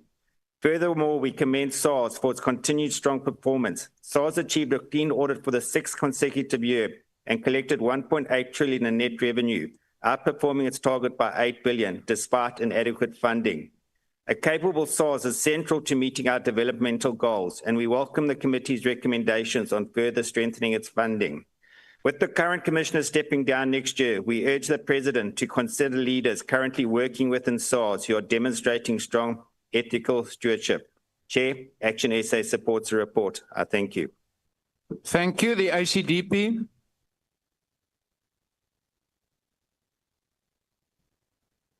Thank you, House Chair. House Chair, the ACDP has taken note of the report, and we are also grateful that the country was removed from the FATF grey listing. And a particular issue that related in that regard was the prosecutions of terrorism-related crimes and money laundering. And it is very important that whilst we've been removed from that grey list, that we make sure that the improvements that have been taken in that regard are maintained. We've also taken note of the Auditor General's comprehensive audit review of the finance cluster, which highlighted steady improvement in audit outcomes compared to previous years, though there are several recurring governance and compliance weaknesses in certain entities, notably, as other speakers indicated, within the Public Investment Corporation and 2 other entities, that is the Land Bank Insurance Company and the Land Bank Life Insurance Company, had material findings on performance information, and that is quite a serious deterioration from the previous years. Other speakers have alluded to the severe concerns with the PRC, which invests funds on behalf of government employees, 3 trillion rand. There are multiple challenges regarding the PRC, and it can't be permissible to lose a few billion rand here and there. These are pensioners' funds, and a high level of stewardship of these funds is required. The ACDP welcomes the fact that they will remain under continued oversight, both from Parliament in particular, particularly when it comes to investment governance processes, due diligence practices, and the valuation and impairment methodology for unlisted investments. That is where far greater oversight is needed. The ACDP will support the report. I thank you. Thank you. The UDM. The UDM declaring. No declaration, we support. Thank you. Rise Muzanzi. No declaration, we support. Thank you. Bosa.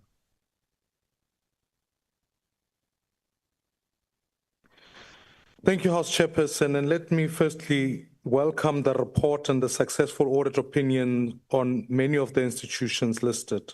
It would be amiss of me not to highlight the risk that has been put in the PIC and some of the issues that have been raised. And I equally want to raise the question of the institutional capacity and the board capacity that sits at the PIC. I would urge that we urgently find a chief investment officer so that we settle that matter, so that the PIC's projections and growth must be sustained. Yet, honorable members, I think it's important for us that in looking at the report, we think about institutions beyond the ones that sit within the finance ambit. We live in a globalized universe where domestic issues clearly become on an important international stage. And to this effect, I want to highlight some institutions that have got direct impact on our macroeconomic stability. The first is our ability to police, our ability to be able to fight illicit crime and illicit financial flows. If people have a perception that if you do the crime, you will get away with it, trust me, whilst we've been able to successfully move ourselves out of grey listing, we will soon return there simply because other institutions outside of Treasury are not doing the proper job of fighting this crime. Secondly, it's ratings agencies. I want to urge, Minister, in your lobbying, can we put an Africa investment agency, a ratings agency, so that we can be able to price the cost of capital here domestically? Thirdly, honorable members, it would be amiss of me not to remind us of the words of President Mandela when he said, we shall no longer be the skunk of the world. And I think it's a welcome thing that when we hosted the G20, we could ultimately say we have triumphed over evil of apartheid and we can stand globally as a nation that's willing to take the lead. I support the report. Thank you very much. Thank you. The ATM. Al-Jamar. Honorable members on the virtual platform, please ensure that your devices are on mute. Honorable Deputy Minister, honorable members, Al-Jamar welcomed the budgetary review and recommendation report of the Standing Committee on Finance on the 2024-2025 annual reports of National Treasury and the entities within the finance portfolio. Al-Jamar wishes to place on record and thanks and commend the Finance Minister for leading us to be removed from being grey-listed. Thank you, Finance Minister.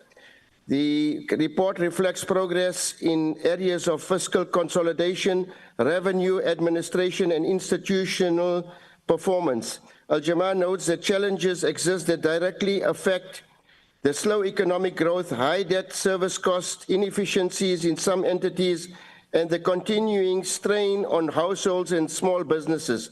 Al-Jamar notes the concerns raised around capacity constraints. National Treasury, we must lead.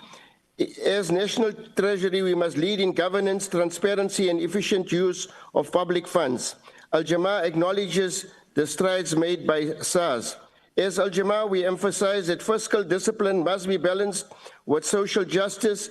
Every rand saved must translate into improved service delivery, greater economic inclusion, and real relief for our poorest communities. Al-Jamar accepts the reports and call for stronger implementation, ethical leadership, and a finance system that serves the people. Power to the people. Malibongwe. Thank you. The NCC, the PIC, the UAT. No declaration from UAT. Thank you. Good. The ANC.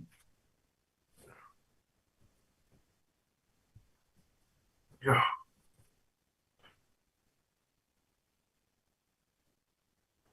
Chair, the National Treasury portfolio plays a critical constitutional role and shapes the financial sector ecosystem of the Republic. We are happy with the performance of the portfolio as the AG also highlighted improvements in performance and financial management.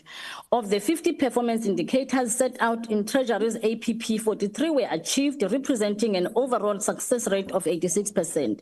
Among the Schedule 3A public entities reporting to the Minister, 18 out of 19 key performance indicators were achieved, equating to a 92% performance success rate. The National Treasury is responsible for public entities that have the parameters to enable the acceleration of our social transformation agenda and the realization of the constitutional imperatives. The determination of macroeconomic policy objective is a crucial aspect of framing the developmental trajectory of the country and maintaining financial stability. We must commend the National Treasury for supporting the Land Bank to recover from its liquidity challenges, and it is currently implementing a blended finance program with 3.4 billion of transactions that have been approved since the commencement of BFS, 1.7 billion in loans and 1.7 billion in grants. We welcome the focus of the Land Bank to start increasing access to insurance financial products for emerging and smallholder farmers. As at 31 March 25, the Public Investment Corporation asset under management totaled 3.05 trillion, up from 269 trillion in 23-24, representing a 13.3% year-on-year increase in total assets. The bank achieved net profit growth of 89%. The SASRIA recorded a profit of 4.47 billion, up 34.1% from 3.33 billion in 23-24, continuing the positive recovery trend following 2021 July civil unrest losses. Thank you, Honourable Member. The ANC supports the budget review recommendation report. Thank you. Honourable Members, I put the motion again. Are there any objections? MK? Please note the objections of MK and the qualified division. Thank you. A division having been called, the bells will be rung for 2 minutes.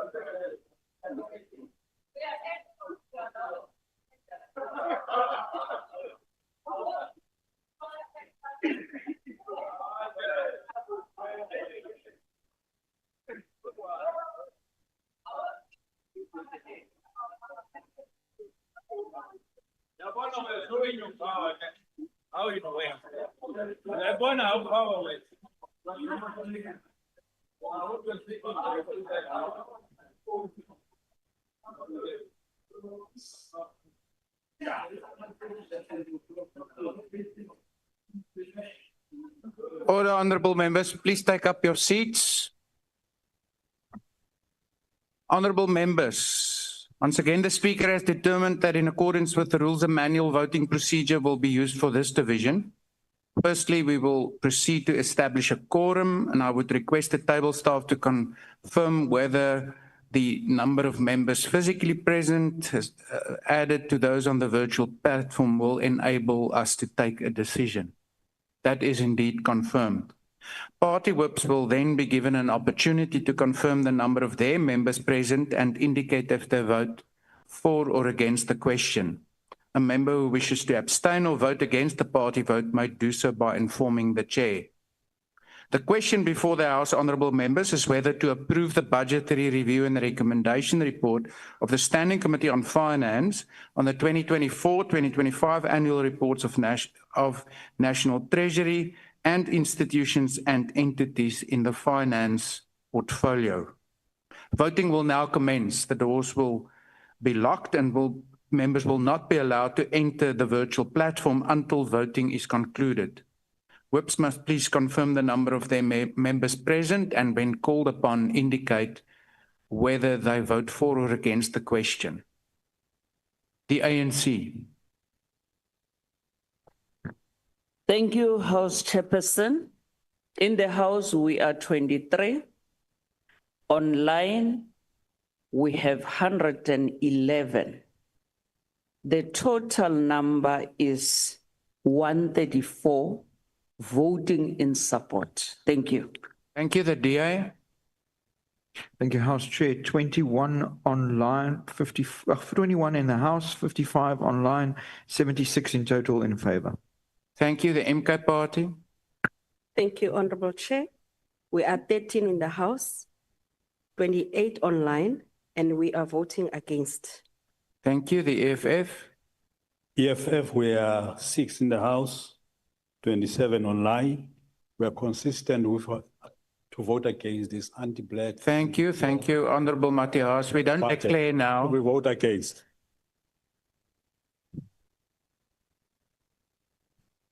Order, honorable members. May I request that whips also do the addition for us, add the two together when they give us the numbers.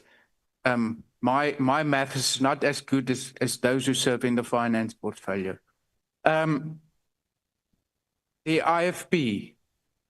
House Chairperson, the IFP 5 online, 4 in the House, 9 in total vote in favor. Thank you. The PA. House Chair, Patriotic Alliance 3 in the House, 2 online, 5 voting in favor. The FF Plus. House Chair, we are 3 online voting in favor. Thank you. The Action SA. Chair, Action SA, 3 online, 2 in the House, 5 in total. We're voting in support. The ACDP. Thank you, House Chair. The ACDP has 2 in the House, 0 on the virtual platform, 2 and 0 equals 2. Voting in favor. Thank you. Thank you. That's very helpful. The UDM. House Chair, the UTM is 2 online, voting in favor. Thank you. Thank you. Rise. Rise 2 online, we support. Thank you. Bossa. Bossa is 1 online, 1 in the House, and we are in support. Thank you. The ATM. Al-Jamar. Okay. NCC. The PIC. The UIT. UIT voted against. Thank you. Good. The voting session is now closed.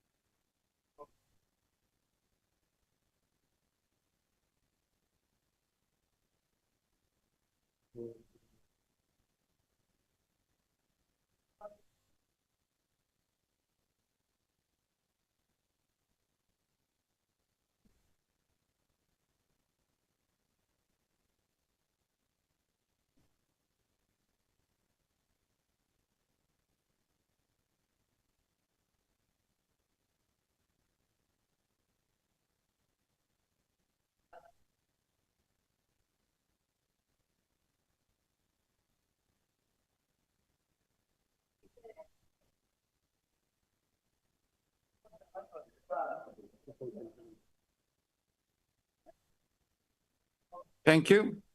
Honorable members, order. There's no abstentions. The yeses 240, the noes 75. The report is accordingly agreed to. The secretary will read the fourth order.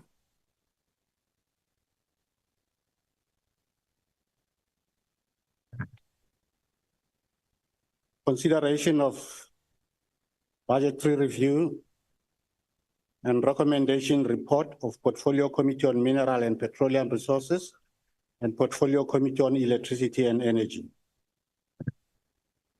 To declare the DA.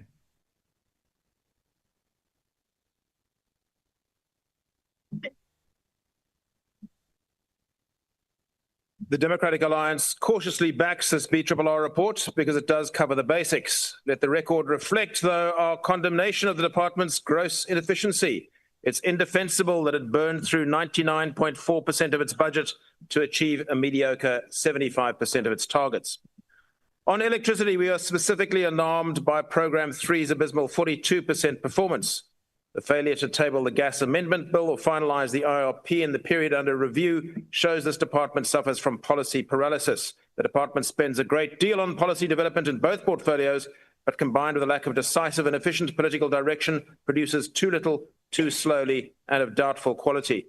Furthermore, the failure to issue RFPs for new generation capacity is an insult to every South African suffering from energy insecurity. While we support the committee's recommendation to urgently implement the ADAM framework to save our collapsing municipal infrastructure, we reject the culture of impunity at Eskom, evidenced by its 9th consecutive qualified audit. It's time to stop the spending spree and start delivering power at a price that all South Africans can afford. It's very important that with what we hope is an end in sight to the self-inflicted wound that has been the cadastral system, that the committee keeps an eye on progress towards what have been continually shifting deadlines. The system must be functioning properly by the time next year's BRRR report is issued. Attention must now focus in on the state of the Central Energy Fund and the deeply worrying saga at Petro SA and the frankly unconvincing plans for a state oil company. This report calls for close monitoring thereof.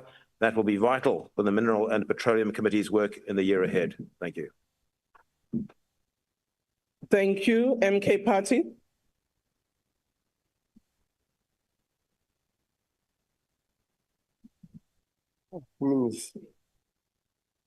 Honorable Speaker, on minerals, the history is equal bleak. Petro SA drowning in 955 million in irregularity expenditure.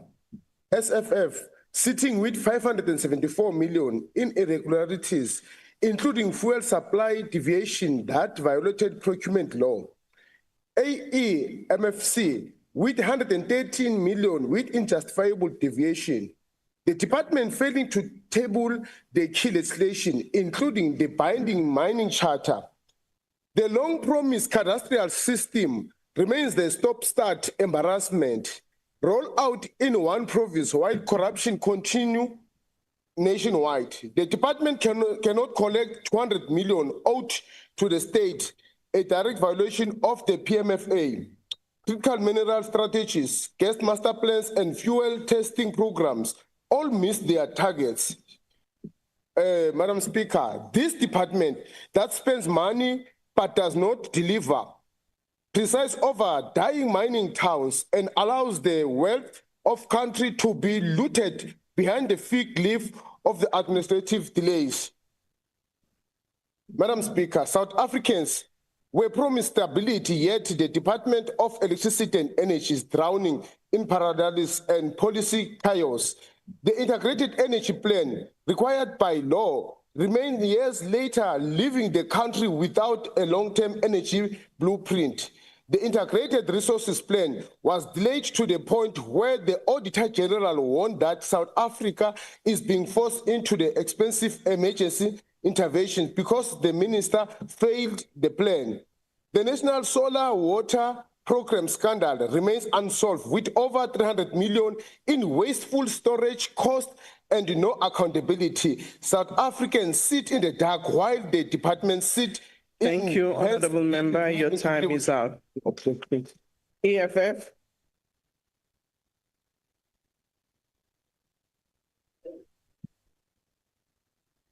Honourable Speaker, this joint BRRR on the Departments of Mineral Resources and Energy and Electricity and Energy is nothing short of a damning indictment of systemic collapse, reckless spending, and criminal neglect. The DMRE managed to blow 99.4% of its 8.8 billion budget. Yet it could only deliver a pathetic 75% of its performance targets. That is a full 25 percentage point below the National Treasury's minimum benchmark of 80%.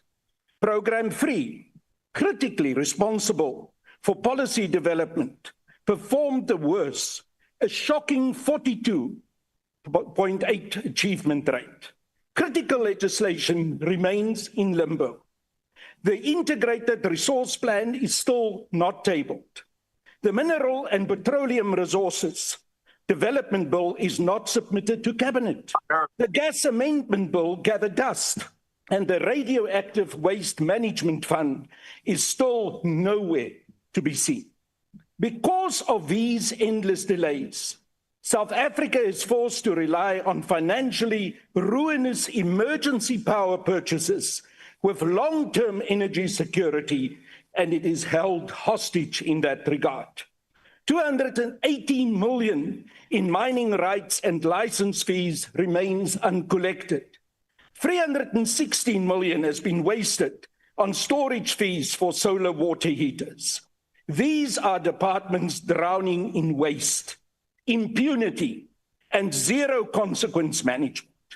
Accordingly, the economic freedom fighters completely reject this report and the nonsense and the mismanagement that it represents. Thank you. Thank you. IFP.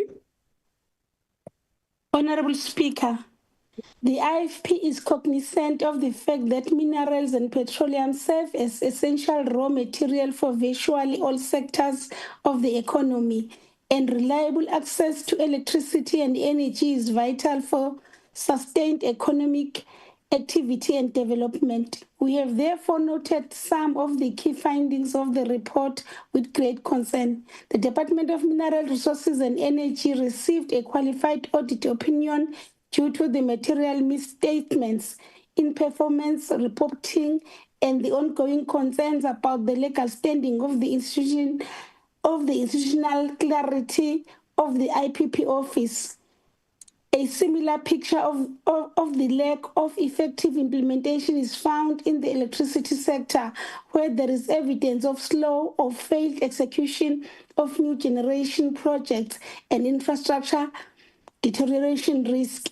We commend the enhanced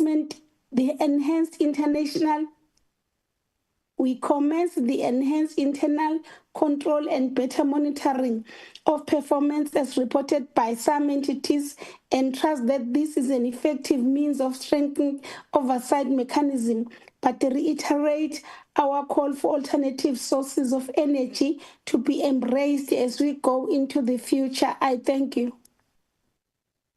Thank you. Patriotic Alliance. No declaration, we support. Thank you. FF Plus. Thank you, Honourable House Chair. Agbare huisvoorsitter, hierdie verslag moet die mense in die agtergrond lees dat Suid-Afrika tans een van die mees ongunstige bestemmings in die wêreld vir mynboubelegging is en dat beurtkrag nooit verder as 1 of 2 opwekkingseenhede is wat ontklaar raak nie. Boonop sou beurtkrag steeds met ons gewees het as dit nie vir private kragopwekking was nie, iets wat hierdie departement soos wat hy in die tyd van hierdie verslag bestaan het, nog aanvanklik wou voorkom. Audits, besteding en nie finansiële doelwitte moet in hierdie agtergrond beoordeel word. Wat die departement doen, moet tot ekonomiese groei lei om suksesvol te wees. Dit is die finale toets. Dit is 'n gemeensaak dat waardetoevoeging tot Suid-Afrikaanse mynbouprodukte in die eerste plek deur duur en onbetroubare energie gekortwiek word. Uitvoertariewe byvoorbeeld kan nie daardie probleem oplos nie. Dit is glad nie verrassend nie dat die departement se program vir projekte net 69% van doelwitte bereik het en die beleidsprogram net 43%. Die rigting wat die departement behoort te gee is dus afwesig. Entiteite binne die departement kan verdeel word tussen die wat basiese navorsing doen, soos die Raad op Geowetenskappe en Mintech, reguleringsowerhede soos NERSA en NEXA, en die wat self besigheid doen, soos Elexcor en Petro SA. Die eerste groep presteer die beste, die tweede ook oorwegend goed, maar die laaste, daai groep is 'n probleem. Meer uitdruklik, die Suid-Afrikaanse ekonomie staan stil, onder andere omdat besighede liewer op 'n berg kontant sit as om dit in mynbouverwante projekte te verloor, omdat krag te duur is of omdat aandele weggegee moet word sonder enige teenprestasie. Hierdie departement moet dit aantreklik maak om in mynbou en verwerking te belê, maar doen die teenoorgestelde. Die redes vir 'n stagnante ekonomie is in hierdie verslag. Mens moet net mooi lees. Ek dankie. Thank you. Action SA. Thank you, Honorable Speaker. This report presents a sober but unavoidable assessment of the Department of Mineral Resources and Energy, where we again see a pattern of spending almost the entire budget while delivering only part of the work, spending 99% of the budget but achieving just 75% of planned targets cannot be considered acceptable performance. It signals a department that can absorb funds but struggles to convert resources into results. The AG's repeated findings of failures to collect revenue, unresolved material irregularities, and recurring weaknesses in performance information remain a serious concern. These issues point to systemic shortcomings in accountability, planning, and oversight, shortcomings that erode public confidence and holds back economic growth. Of particular concern is the continued lack of urgency on matters of life and human dignity, none more emblematic than the unresolved tragedy of Lily Mine. If we cannot deliver closure and justice for the families affected, how can communities trust that this sector will uphold safety and accountability anywhere else? The report does, however, identify some green shoots. Entities such as Mintech, the Mine Health and Safety Council, the Council for Geoscience, SANEDI, and the National Nuclear Regulator show that clean governance, capable leadership, and measurable performance are achievable within the state. Their examples should set the benchmark for the broader portfolio. In supporting this report, Action SA therefore calls for the renewed discipline, sharper prioritization, and stronger stewardship of public resources. South Africa's mineral and energy sectors are too important to be dragged down by persistent government failures. I thank you, Honorable Speaker. Thank you. ACDP.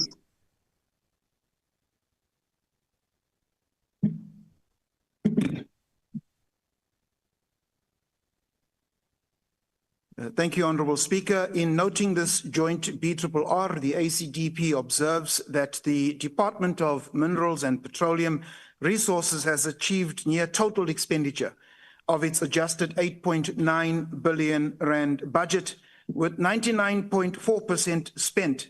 The ACDP also remains deeply concerned about the missed opportunities in the mining sector. South Africa lags behind its counterparts in exploiting its mineral wealth due to factors including an unstable regulatory and policy environment, poor electricity supply, logistical bottlenecks, and rising operational cost. These issues have led to declining investment in the sector. We have been unable to take advantage of commodity booms, and the failure to effectively beneficiate our raw materials have hindered progress and economic growth. Clearly, a failure to implement constructive structural reforms in the mining sector is an invitation for economic suicide. The ACDP notes that the Renewable Energy Master Plan, commended earlier this year, is a step towards diversifying electricity supply. We remain concerned about the cost of electricity, which has increased some 600% more than the rate of inflation from 2008 to date. Many South Africans are falling prey or falling into energy poverty as a result of corruption, ineptitude, delayed transmission projects, and a slow rollout of independent generation. As the ACDP, we insist that our mineral wealth must not be exported as raw material while importing missed opportunities. Rather, our mineral wealth must be utilized to raise the standard of living of all South Africans. I thank you. Thank you, UDM.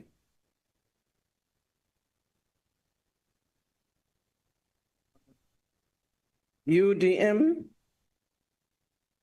rise. Bosa. No declaration, Speaker.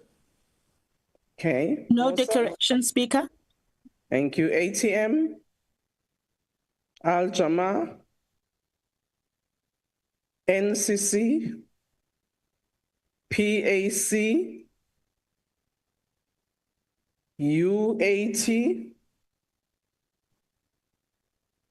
Good. ANC. Thank you very much, Madam Speaker. As the ANC, we rise to support this joint BRRR on the former Department of Mineral Resources and Energy, the last before the full reconfiguration into separate departments. It captures a year of transition, but also of measurable progress. In a tight fiscal environment, the department spent 99.4% of its 8.8 billion rand allocation, an improvement from the previous financial year. Performance has also improved from 65.8% to 75% of targets achieved. And we particularly note the 100% achievement in the Mine Health and Safety Program, as well as stronger performance in key entities such as Mintech, Saneri, the National Nuclear Regulator, and Nirwadi, many of which continue to secure clean audits and deliver on transformation, skills, and research mandates. However, Madam Speaker, as the ANC, we are deeply concerned by repeat findings of the AG. The 218.9 billion rand in uncollected revenue, weaknesses in performance reporting, and unresolved material irregularities, including the costly legacy of the solar water heater program and governance lapses in parts of the CEF group. These are funds that should be supporting electrification, exploration, safety, and jobs, not sitting as risks to the state. We welcome Cabinet's approval of the updated IRP and expect urgent implementation alongside faster progress on the cadastral system, the ADAM framework, as well as to give communities, workers, and investors policy certainty in a just energy transition.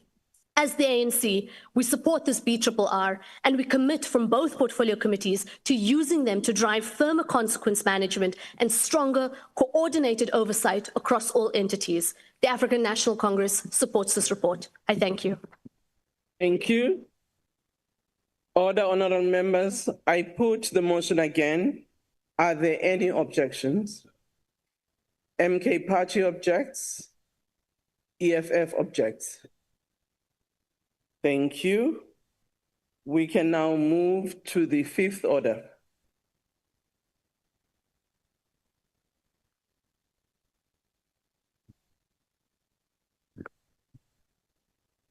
Consideration of budgetary review and recommendation report of Portfolio Committee on Water and Sanitation. I now recognize the Chief Whip. Thank you, Madam Speaker. I move that the report be adopted. Requests for declaration of votes have been received. I'll now allow for up to 2 minutes, one member of each political party wishing to make a declaration an opportunity to do so. The DA.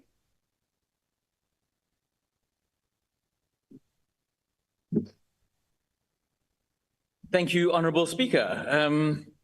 This report paints a mixed picture. On the one hand, the department has achieved a clean audit and spent 99.9% of its budget.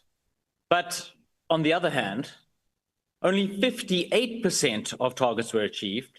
The water trading entity regressed to a qualified opinion, and key programs like water services management are underperforming. Major bulk water projects remain stalled. Behind this lies a deeper municipal crisis. Municipalities owe water boards over 25 billion rand, threatening the financial stability of bulk water across the country. Many of these councils are neither maintaining infrastructure nor paying their bills. Yet, this BRRR also has solutions. It calls for stronger contract management, faster filling of critical vacancies, regular reporting on infrastructure, and tougher consequence management. It supports tighter coordination with National Treasury, including linking equitable share to payment discipline and greater enforcement powers for blue, green, and no-drop reports. As the DA in the GNU, we support empowering the Department of Water and Sanitation to intervene earlier and more decisively where municipal failure endangers communities within our constitutional framework. We know good governance works. The drop reports show that well-run, often DA-led municipalities perform strongly on drinking water and wastewater, proving that decline can be reversed.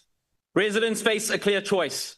Councils that break infrastructure and ignore their debts, or councils that build, maintain, and pay. The DA will back reforms that help the department fix what is broken, and we will continue to show where we govern that reliable water and dignified sanitation are achievable. Thank you. Umkhonto wesizwe Party. MK. Kwaza Umkhonto Kwaza. Honorable Speaker, I rise on behalf of the mighty Umkhonto Wesizwe Party, which is the true, bold voice of the communities of South Africa. And today I want to tell you why we as MK Party will reject this BRRR. You know what has happened in the past few weeks, day in and day out? We come out here giving out brilliant speeches, using big words, using AI-generated speeches. But the people out there in our communities do not understand what you're saying, because those speeches do not bring water in their taps. You heard in Lephalale, in Limpopo, there's over 20 rural villages that have not had water for the past 20 years. Yet there's a project there that started at 90 million rands and escalated to 4.5 billion rands, and up to today, there's no piped water in Lephalale. Go to KwaZulu-Natal. In KwaZulu-Natal, non-revenue water is costing the province 6.5 billion rands annually. And you want to tell us that supporting this BRRR is going to bring water to people's taps when people are paying for 55% of water that's going into the drain. Now, I want to tell you also something else, and I want to say it quite boldly here today, that when you speak here and you support these BRRRs, you are not speaking to the livid realities of communities on the ground. That is why in Mandini, the people of Mandini decided to speak out and say we support Umkhonto Wesizwe, because Umkhonto Wesizwe speaks for them. At the same time, you heard a few years ago, not long, in the sixth administration, parties like the DA attacked the ANC, saying they did not deliver. What happened overnight on the 29th of May? Blue lights, and their pockets took precedence over the needs of communities. Umkhonto Wesizwe rejects this BRRR with the contempt it deserves. I thank you. Thank you. Order. EFF.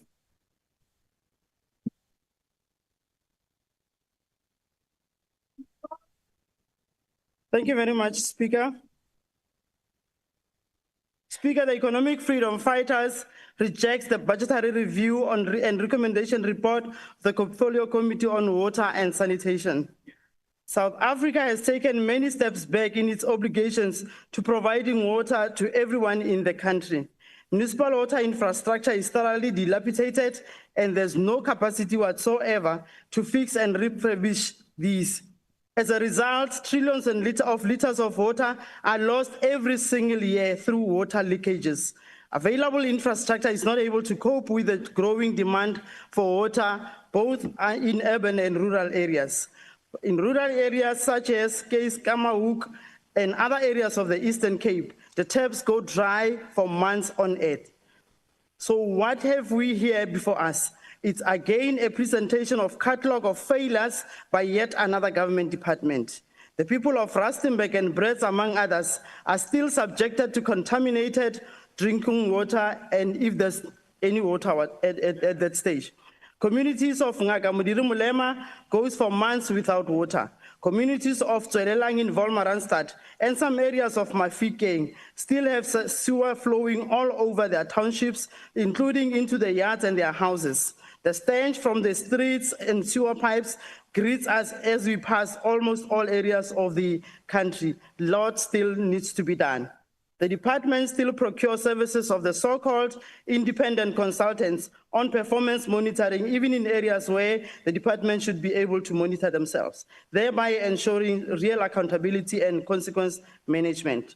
There's absolutely no indication of impending skills transfer.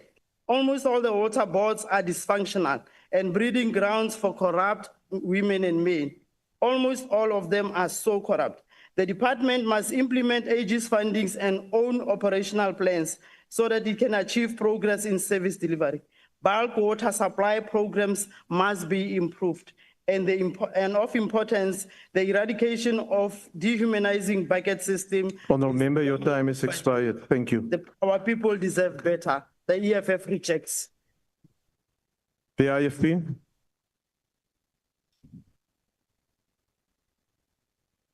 Thank you, House Chairperson. The Inkatha Freedom Party has diligently considered this report and welcomes the clean audit achieved by the Department of Water and Sanitation's main account. However, we must observe that severe operational challenges persist. Municipal water and sanitation services are deteriorating as poor microbiological compliance poses a serious public health risk. These shortcomings are further compounded by... Honourable Chief Whip of the IFP, take your seat. There's a member interrupting us on the virtual platform. Can you just switch off the microphone of that member, please? Please continue. These shortcomings are further compounded by chronically under-capacitated municipalities. And I've asked that members to be muted.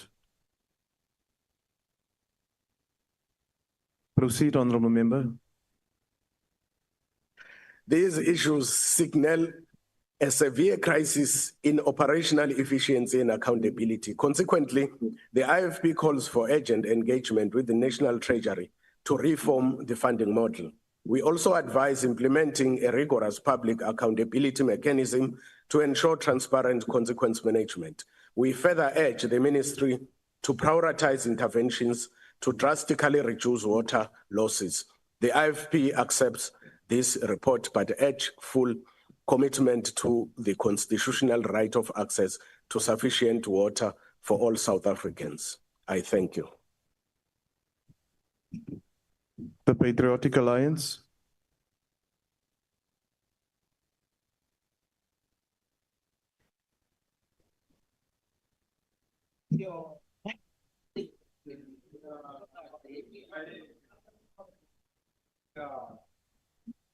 Have you ever seen the buckets on the heads of a child in Soweto? Have you ever seen the bucket on the head of a child in the Cape Flats? What about in Mpumalanga?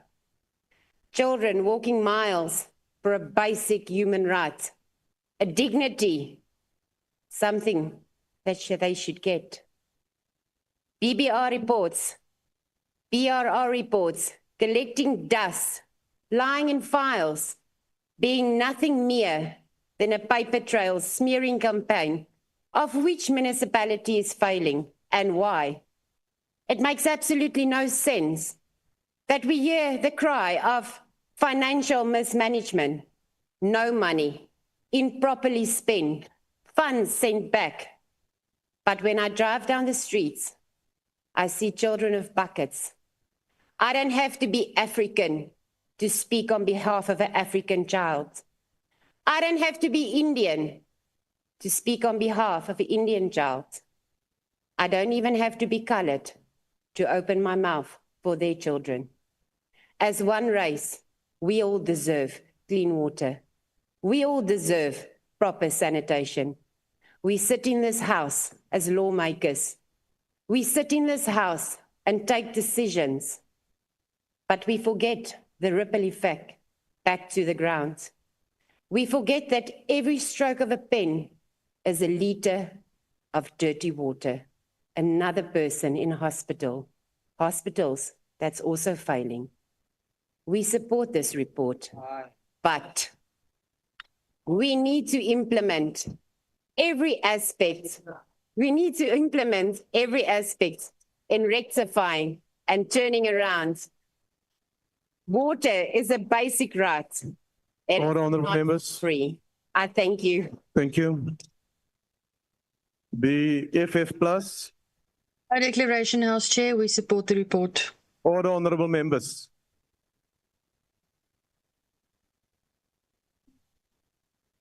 Action SA. Thank you, House Chair. House Chair, water is a precious commodity and we have been sleepwalking into a devastating crisis. Ask the people of Guyana and Limpopo who are still waiting for a project now 7 years overdue, or residents of our biggest metros facing water crises. South Africa is a water-scarce country receiving barely half the global average rainfall. Climate change is accelerating droughts and threatening our food security. Our margin for error is smaller than anywhere else in the world, and yet the GNU government has squandered it through incompetence, neglect, and corruption. Across the water value chain, House Chair, the failures are absolutely clear. Phase 2 of the Lesotho Highlands water project that is critical to Gauteng and several other places is nearly a decade overdue. Government water schemes and canals, many nearly a century old, are collapsing.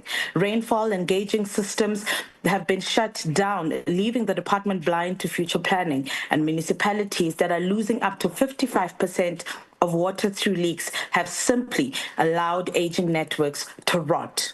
Honourable House Chair, an Action SA government is clear. We will restore capacity in the Department of Water and Sanitation by urgently filling critical engineering and project management posts. We'll repair and expand water infrastructure through a national strategic maintenance plan that is based on real data.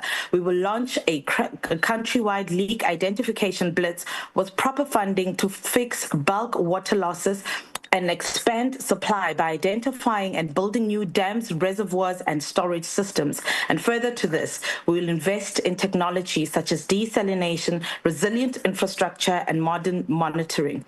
And finally, we will reduce demand by promoting efficient use and rolling out grey water systems. As Action SA, we do support this BRRR report, but we must be clear, South Africa deserves better. South Africans deserve water. Thank you, House Chair. Thank you. The ACDP.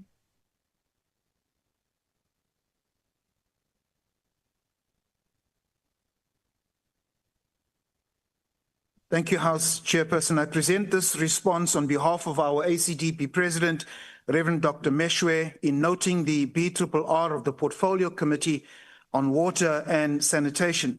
The ACDP has consistently affirmed that water is not merely a commodity, but access to water is a constitutional right.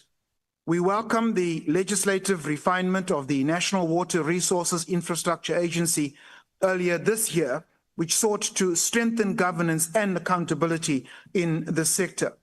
The challenges, however, remain stark.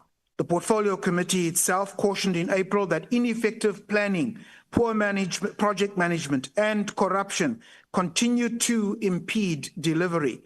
Communities across the country have voiced frustration on social media about unfinished projects and dry taps, a reality acknowledged during the department's Fraud Awareness Week, where service failures were linked directly to corruption. We commend the department for achieving an unqualified audit opinion, but this must translate into clean water for every household and functioning sanitation systems.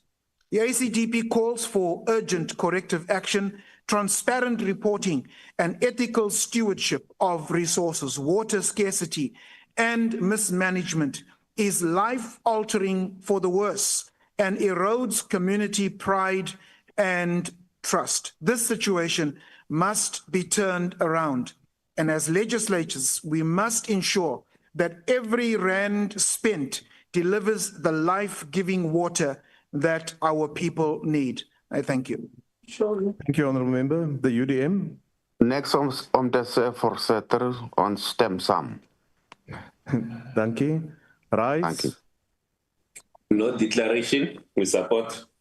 Thank you. Bowser? Thank you, House Chair. The water crisis that we have in South Africa is something Build One South Africa has warned about for a long time, and I think we can safely say it's no longer a looming threat. We are in a crisis. And I think what is most concerning is that governance in the water sector has actually deteriorated under the GNU. Instead of stabilizing a sector that was already in distress, what we've seen is a decline in performance. We've seen regression. And we haven't seen any recovery, and can in fact confirm, based on this BRRR, that governance is weakening and it's not improving. We can see that because the internal controls across the department and its entities remain weak. Monitoring systems are inconsistent, and there's barely any consequence management to be spoken of.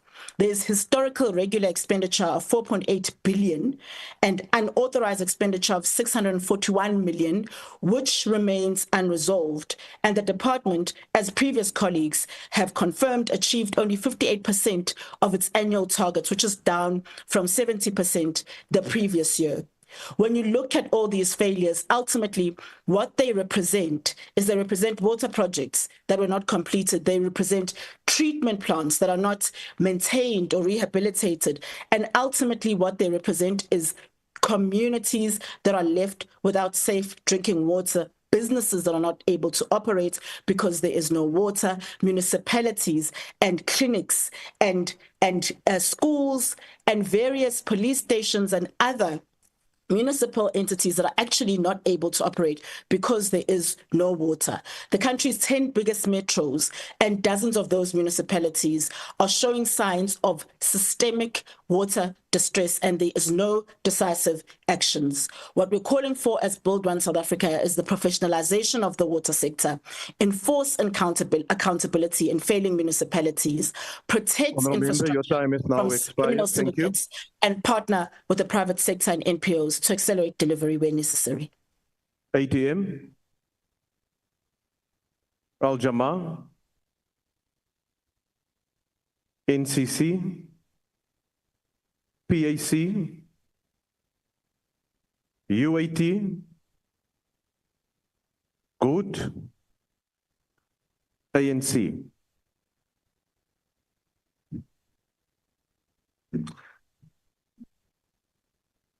Honorable House Chair, members of Parliament. Start with the question. That is stepping me online. How well Honorable member on the platform, please mute your microphone. Just switch off the microphone, please. Can my time start properly? Yeah, you can start again, honorable member. Please. I rise in this August House on behalf of the African National Congress to reaffirm our commitment to the Department of Water and Sanitation in fulfilling its constitutional mandate. We commend the department for achieving clean audit, reducing fruitless and wasteful expenditure by 1.2 million from 26.7 million, and demonstrating sound financial management in the main account. However, we note with concern significant delays in bulk water and sanitation infrastructure project, high critical vacancy rate of 28%, challenges in service delivery, particularly under Program 2, Water Resource Management, and Program 3, Water Service Management. The water trading entity qualified audit further highlights the urgent need to strengthen governance, robust financial controls, reliable IT system, and improve financial reporting. The ANC calls for accelerated implementation of infrastructure project, full staffing of critical technical positions, and urgent execution of department audit action plan. We support enhanced training in financial management, performance reporting, and regulatory compliance. Strategic engagement with municipality and private sector partners must be intensified and fast-tracked service delivery, while ensuring oversight of mega regional infrastructure project and timely maintenance of existing assets.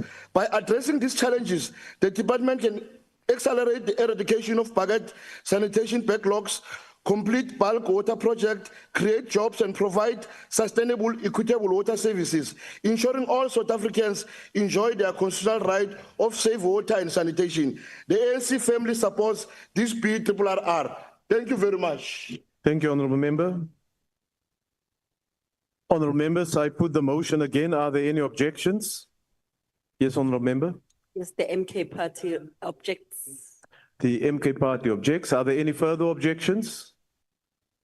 There's no further objections. Those objections having been noted, the report is agreed to. The Secretary will read the 6th to the 8th orders together. Consideration of budgetary review and recommendation report of Portfolio Committee on Police on Independent Police Investigative Directorate IPID for 2024-2025. Consideration of budgetary review and recommendation report of Portfolio Committee on Police on Civilian Secretariat for Police Services for 2024-2025 financial year, and consideration of budgetary review and recommendation report of Portfolio Committee on Police on 2024-25 annual report of SAPS. I now recognize the Honourable Chief Whip. Thank you very much, House Chair. I move that the 3 reports be adopted. Thank you. The request for declarations of vote, the DA.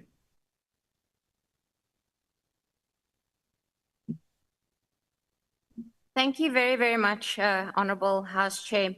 Today we consider the budgetary review and recommendation reports of the Independent Police Investigative Directorate, the Civilian Secretariat for Police Services, and the 2024-25 annual report of the SAPS. The CSPS has once again demonstrated strong governance, achieving 96% of its annual performance targets and spending 99% of its budget, with a 5th consecutive clean audit. This is an achievement worth recognizing. Yet despite this strong performance, its mandate remains constrained by capacity shortages, including a vacancy rate of 12.79%, driven largely by cost containment measures that delay critical appointments. IPID 2 has achieved its 3rd consecutive clean audit and met 88% of its performance targets, but it continues to operate under immense pressure. This year alone, the Directorate received 5,497 new cases, a 7% increase, with alarming rises in death from police action and firearm discharges. The IPID's investigations continue to exceed targets, often finalizing cases within 90 days, but the burden of nearly 53,000 active cases is impossible to sustain. These reports reveal a painful truth. Our oversight bodies are performing, but they are not being equipped to succeed. We are serious about accountability, professionalism, and rebuilding public trust in the SAPS, and we must resource these institutions mandated to hold the police to account.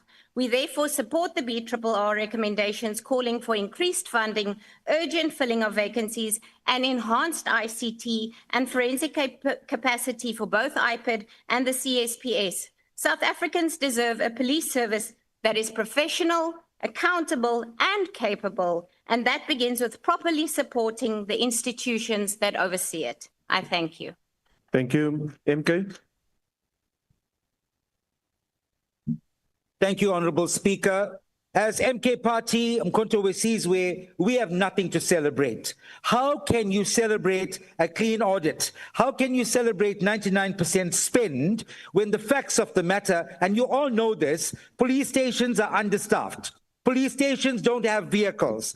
Policemen don't have uniforms. How can they do their work if they don't have important resources that is supposed to capacitate them? But more importantly, and this is what has been revealed in the ad hoc committee and the Madlanga Commission, it's opened up our eyes. 400 million rands used for one day's shutdown, which never took place. Ministers, ANC ministers of police, former and current, and suspended ministers, they were taking bribes. 500,000 rand bribes from convicted criminals. Others were using their chief of staff to go and collect money for January 8th ANC celebrations, using departments of government to go out and... Honourable Reddy, will you just take your seat, please? Yes, Honourable Member. Thanks, House Chair. I'm rising on Rule 85. The honorable member is casting aspersion. He says ANC ministers of police, former and current and the suspended, are taking bribes. Honorable Reddy. Honorable Reddy, you must withdraw that remark, please. I said allegedly, and that was revealed in the commission. Okay, as Honorable well. Reddy, don't explain any further. I'll check the answer. Please continue. Thank you. Thank you.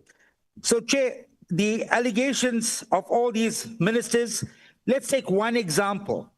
Regan Naidu in 2018 was brutally murdered by policemen in Chatsworth.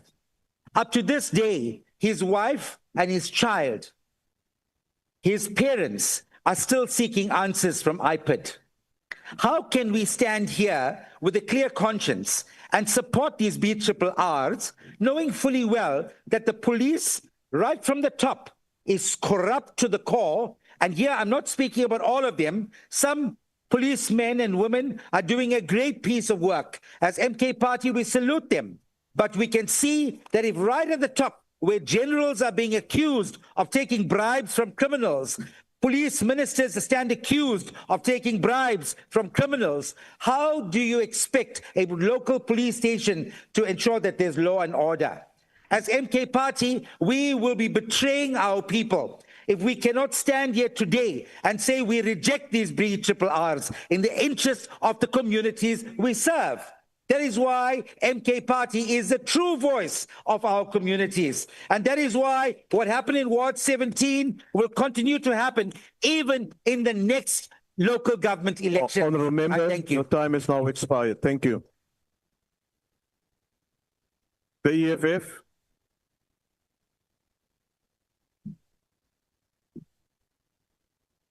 Honorable Chairperson, today we stand here not as spectators to the collapse of the South African Police Service, but the last line of defense for the poor, the powerless, and the violated. We stand here as the only organization with the courage to say what this House is timid to admit. The police ministry has collapsed. The minister and the now acting minister of police have failed, and the people of South Africa are under siege. When we debated this vote in June, we warned this House that the SAPS has mutated into the biggest crime syndicate in the Republic, a force that is either directly committing crimes or actively collaborating with the mafia networks that terrorize communities. The Auditor General's report has once again confirmed what the EFF have consistently warned the House, that the SAPS has been drowning in regular expenditure, billions in regular expenditures, and a culture of corruption so entrenched that even the political killing stars team had to be disbanded because the rot has reached its core.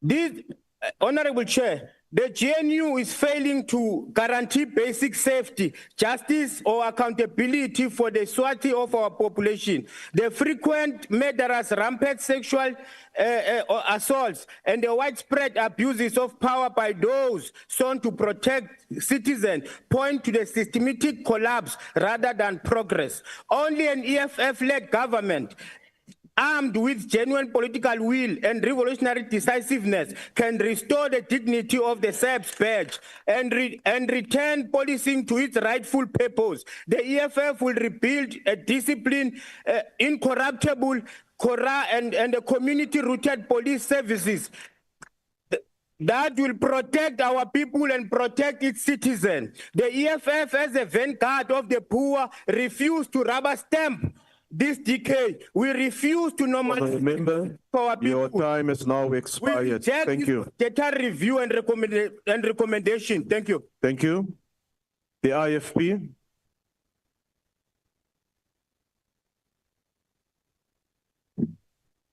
Thank you, Chairperson.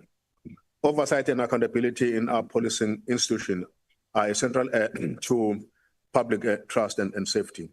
In 2024-25, the Independent Police Investigative Directorate achieved 88% of its target, despite rising cases of police-related deaths, misconduct, and firearm complaints. While budget complaint was strong, irregular and historically unauthorized expenditure, along with overspending on consultants and IT, highlight the need for targeted funding or to strengthen investigation infrastructure. Concerns remain over case backlogs, low prosecution rates, and inconsistent implementation of disciplinary measures by SEPs, which undermines accountability. The IFP is particularly concerned about systemic weaknesses, including assault, torture, rape by police officers, skeleton dockets, and officers operating without identification, which erodes transparency and community trust.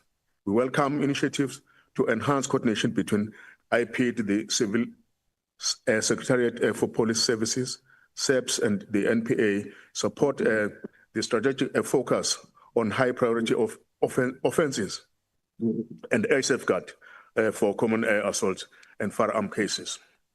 Leadership, stability, witness protection, and constant disciplinary enforcement remain critical. The IFP supports the report. Thank you. Thank you, Honourable Member. The next speaker is from the Patriotic Alliance.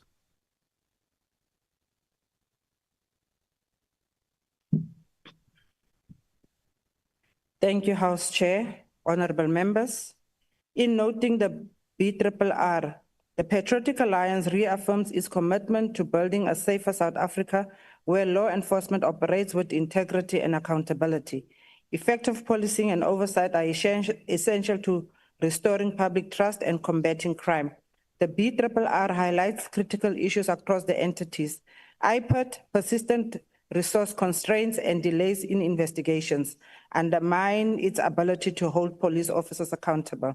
CSPS, limited progress in policy development and oversight functions, which are vital for strategic policing reforms. SAPS, despite some operational improvements, challenges remain in addressing violent crime, corruption, and inefficiencies in resource allocation. The Patriotic Alliance supports the recommendations of the Portfolio Committee, provided that IPAT is strengthened with adequate funding and independence to investigate misconduct without interference. CSPS enhances its oversight role, ensuring that policing strategies align with constitutional principles and community needs. As SAPS prioritize crime prevention and anti-corruption measures with clear accountability for leadership failures and operational shortcomings. We call for urgent reforms to restore confidence in the law enforcement institutions.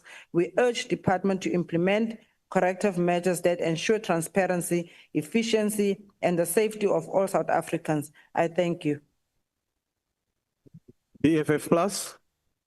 No declaration, House Chair. We support the report. Action SA. Thank you very much, House Chair. House Chair, the report lays bare what South Africans have been saying for years about the South African police system. It is an institution that is in deep crisis. The Portfolio Committee's findings, reinforced by ongoing work of the Ad Hoc Committee and the Madlanga inquiry, paint a picture of a department where governance failures, leadership instability, and weak accountability have become entrenched features rather than exceptions. We cannot ignore the Auditor General's repeat findings: irregular expenditure climbing towards 3 billion rand, forensic backlogs crippling prosecutions, and unreliable performance data across core programs. These failures undermine justice directly, and they compromise the safety of our communities. The Ad Hoc Committee has repeatedly highlighted the erosion of leadership, the suspension of commanders, the collapse of internal discipline, and stakeholder submissions from both SAPU and POP crew confirm that what the data shows. It's a hollowed out service where morale is low, capacity is shrinking, and public trust has dropped to a shocking 22%. Honourable House Chair, South Africa cannot fight crime with a police service that cannot manage its own finances, its own data, or even its own firearms. Parliament must insist on urgent reforms, stabilizing leadership, and enforcing consequence management and resolving forensic backlogs. Our communities deserve a credible police service, and this report must be a turning point, not another warning that is ignored. It is for this reason that Action SA will not be supporting the BRRR report. I thank you, House Chair. Thank you. The ACDP.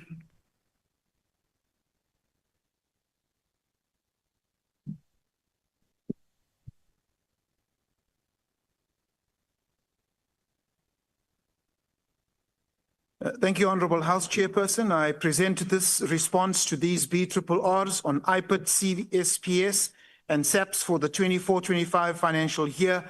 On behalf of our ACDP President, the Reverend Dr. Meshwe, we have consistently reminded this House that government's central role is to protect its citizens. Despite SAPS receiving some 113.5 billion rand, CSPS 155 million and IPID 370 million rand in the budget year, South Africans continue to live in fear, and our communities remain ravaged by crime, murder, drug abuse, and gender-based violence. The 2024-25 SAPS annual report records progress in certain operational areas, but also acknowledges serious ongoing investigations into widespread police corruption. This is South Africa's new world of accountability, and we must ensure that IPID is properly resourced to pursue these cases without fear or favor, and that wrongdoers are not only exposed but arrested, prosecuted, and jailed where appropriate. South Africans have had enough of crime exposure without consequence. The Civilian Secretariat's oversight role is vital, yet its performance report highlights gaps in monitoring and evaluation. Parliament must demand stronger coordination between CSPS and SAPS to restore public trust. The ACDP concurs with the motion on Tuesday to establish an ad hoc committee to conduct a comprehensive assessment of the causes of violent crime in Cape Town. We repeat the need for transparent statistics and citizen reporting, for ethical leadership and urgent reforms to ensure that every citizen feels safe in their place, their work, their home place, the home, workplace, and community. I thank you. Thank you. The UDM? No declaration, Chairperson. The UDM does not support the BRRR report. Thank you. Rice? So let me start by saying that having worked on the report with the team, with the portfolio, we will support the report because it is the report of the committee and I was part of it. On the 4th of July, during the police budget vote debate, before the now famous 6 July press conference, I said in this house, I said that the fights that we see in the police have got nothing to do with protecting South Africans and everything to do with the supply chain and the tenders at SAPS. We now know from the evidence that's given in the ad hoc committee, that's given at the Matlanga Commission, that that's what the source of the fight is. What we have said as a committee is that this infighting in the police needs to be brought to an end. The focus of the police should be on protecting South Africans, should be on resolving especially the serious cases of murder, rape, organized crime, and assault with intent to do grievous bodily harm. We cannot continue to have a situation where the detection rate for murder and assault with intent to do grievous bodily harm is sitting at less than 20%. That's not what the police exists for. But ourselves as Rising Zanzi, having contributed to this report, we will support the report because we were part of it. Thank you. Bosa? Thank you, House Chair. South Africa is living through a crisis of safety. And we have to remain conscious as leaders in society and as legislators that the daily reality of violent crime that we see, that we know of, that we experience from the Cape Flats to rural villages is not normal. This is not how people should be living. It's not how South Africans should be living. And what this BRRR shows is that it is the institutions that are responsible for protecting South Africans that continue to fail.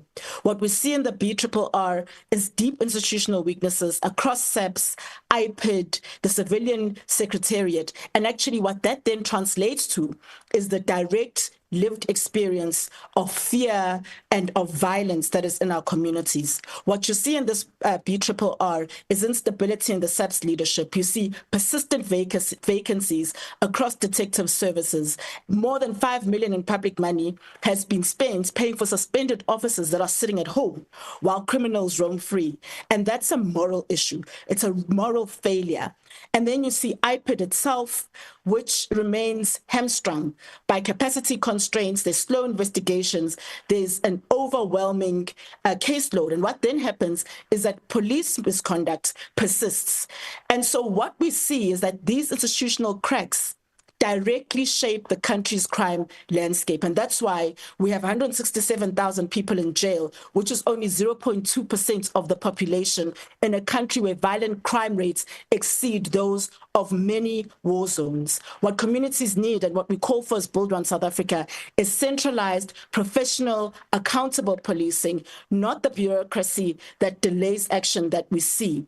And lastly, what we'll say is Build One South Africa is that we need to see that structural reform. We need to push for fundamental reforms, and we need to rebuild trust, strengthen oversight, and really your time is now reality expired. for South Thank you. Africans. Thank you. Thank you. ATM, Al Jama, NCC, No declaration for Al-Jama. PAC, UAT, Good, the ANC.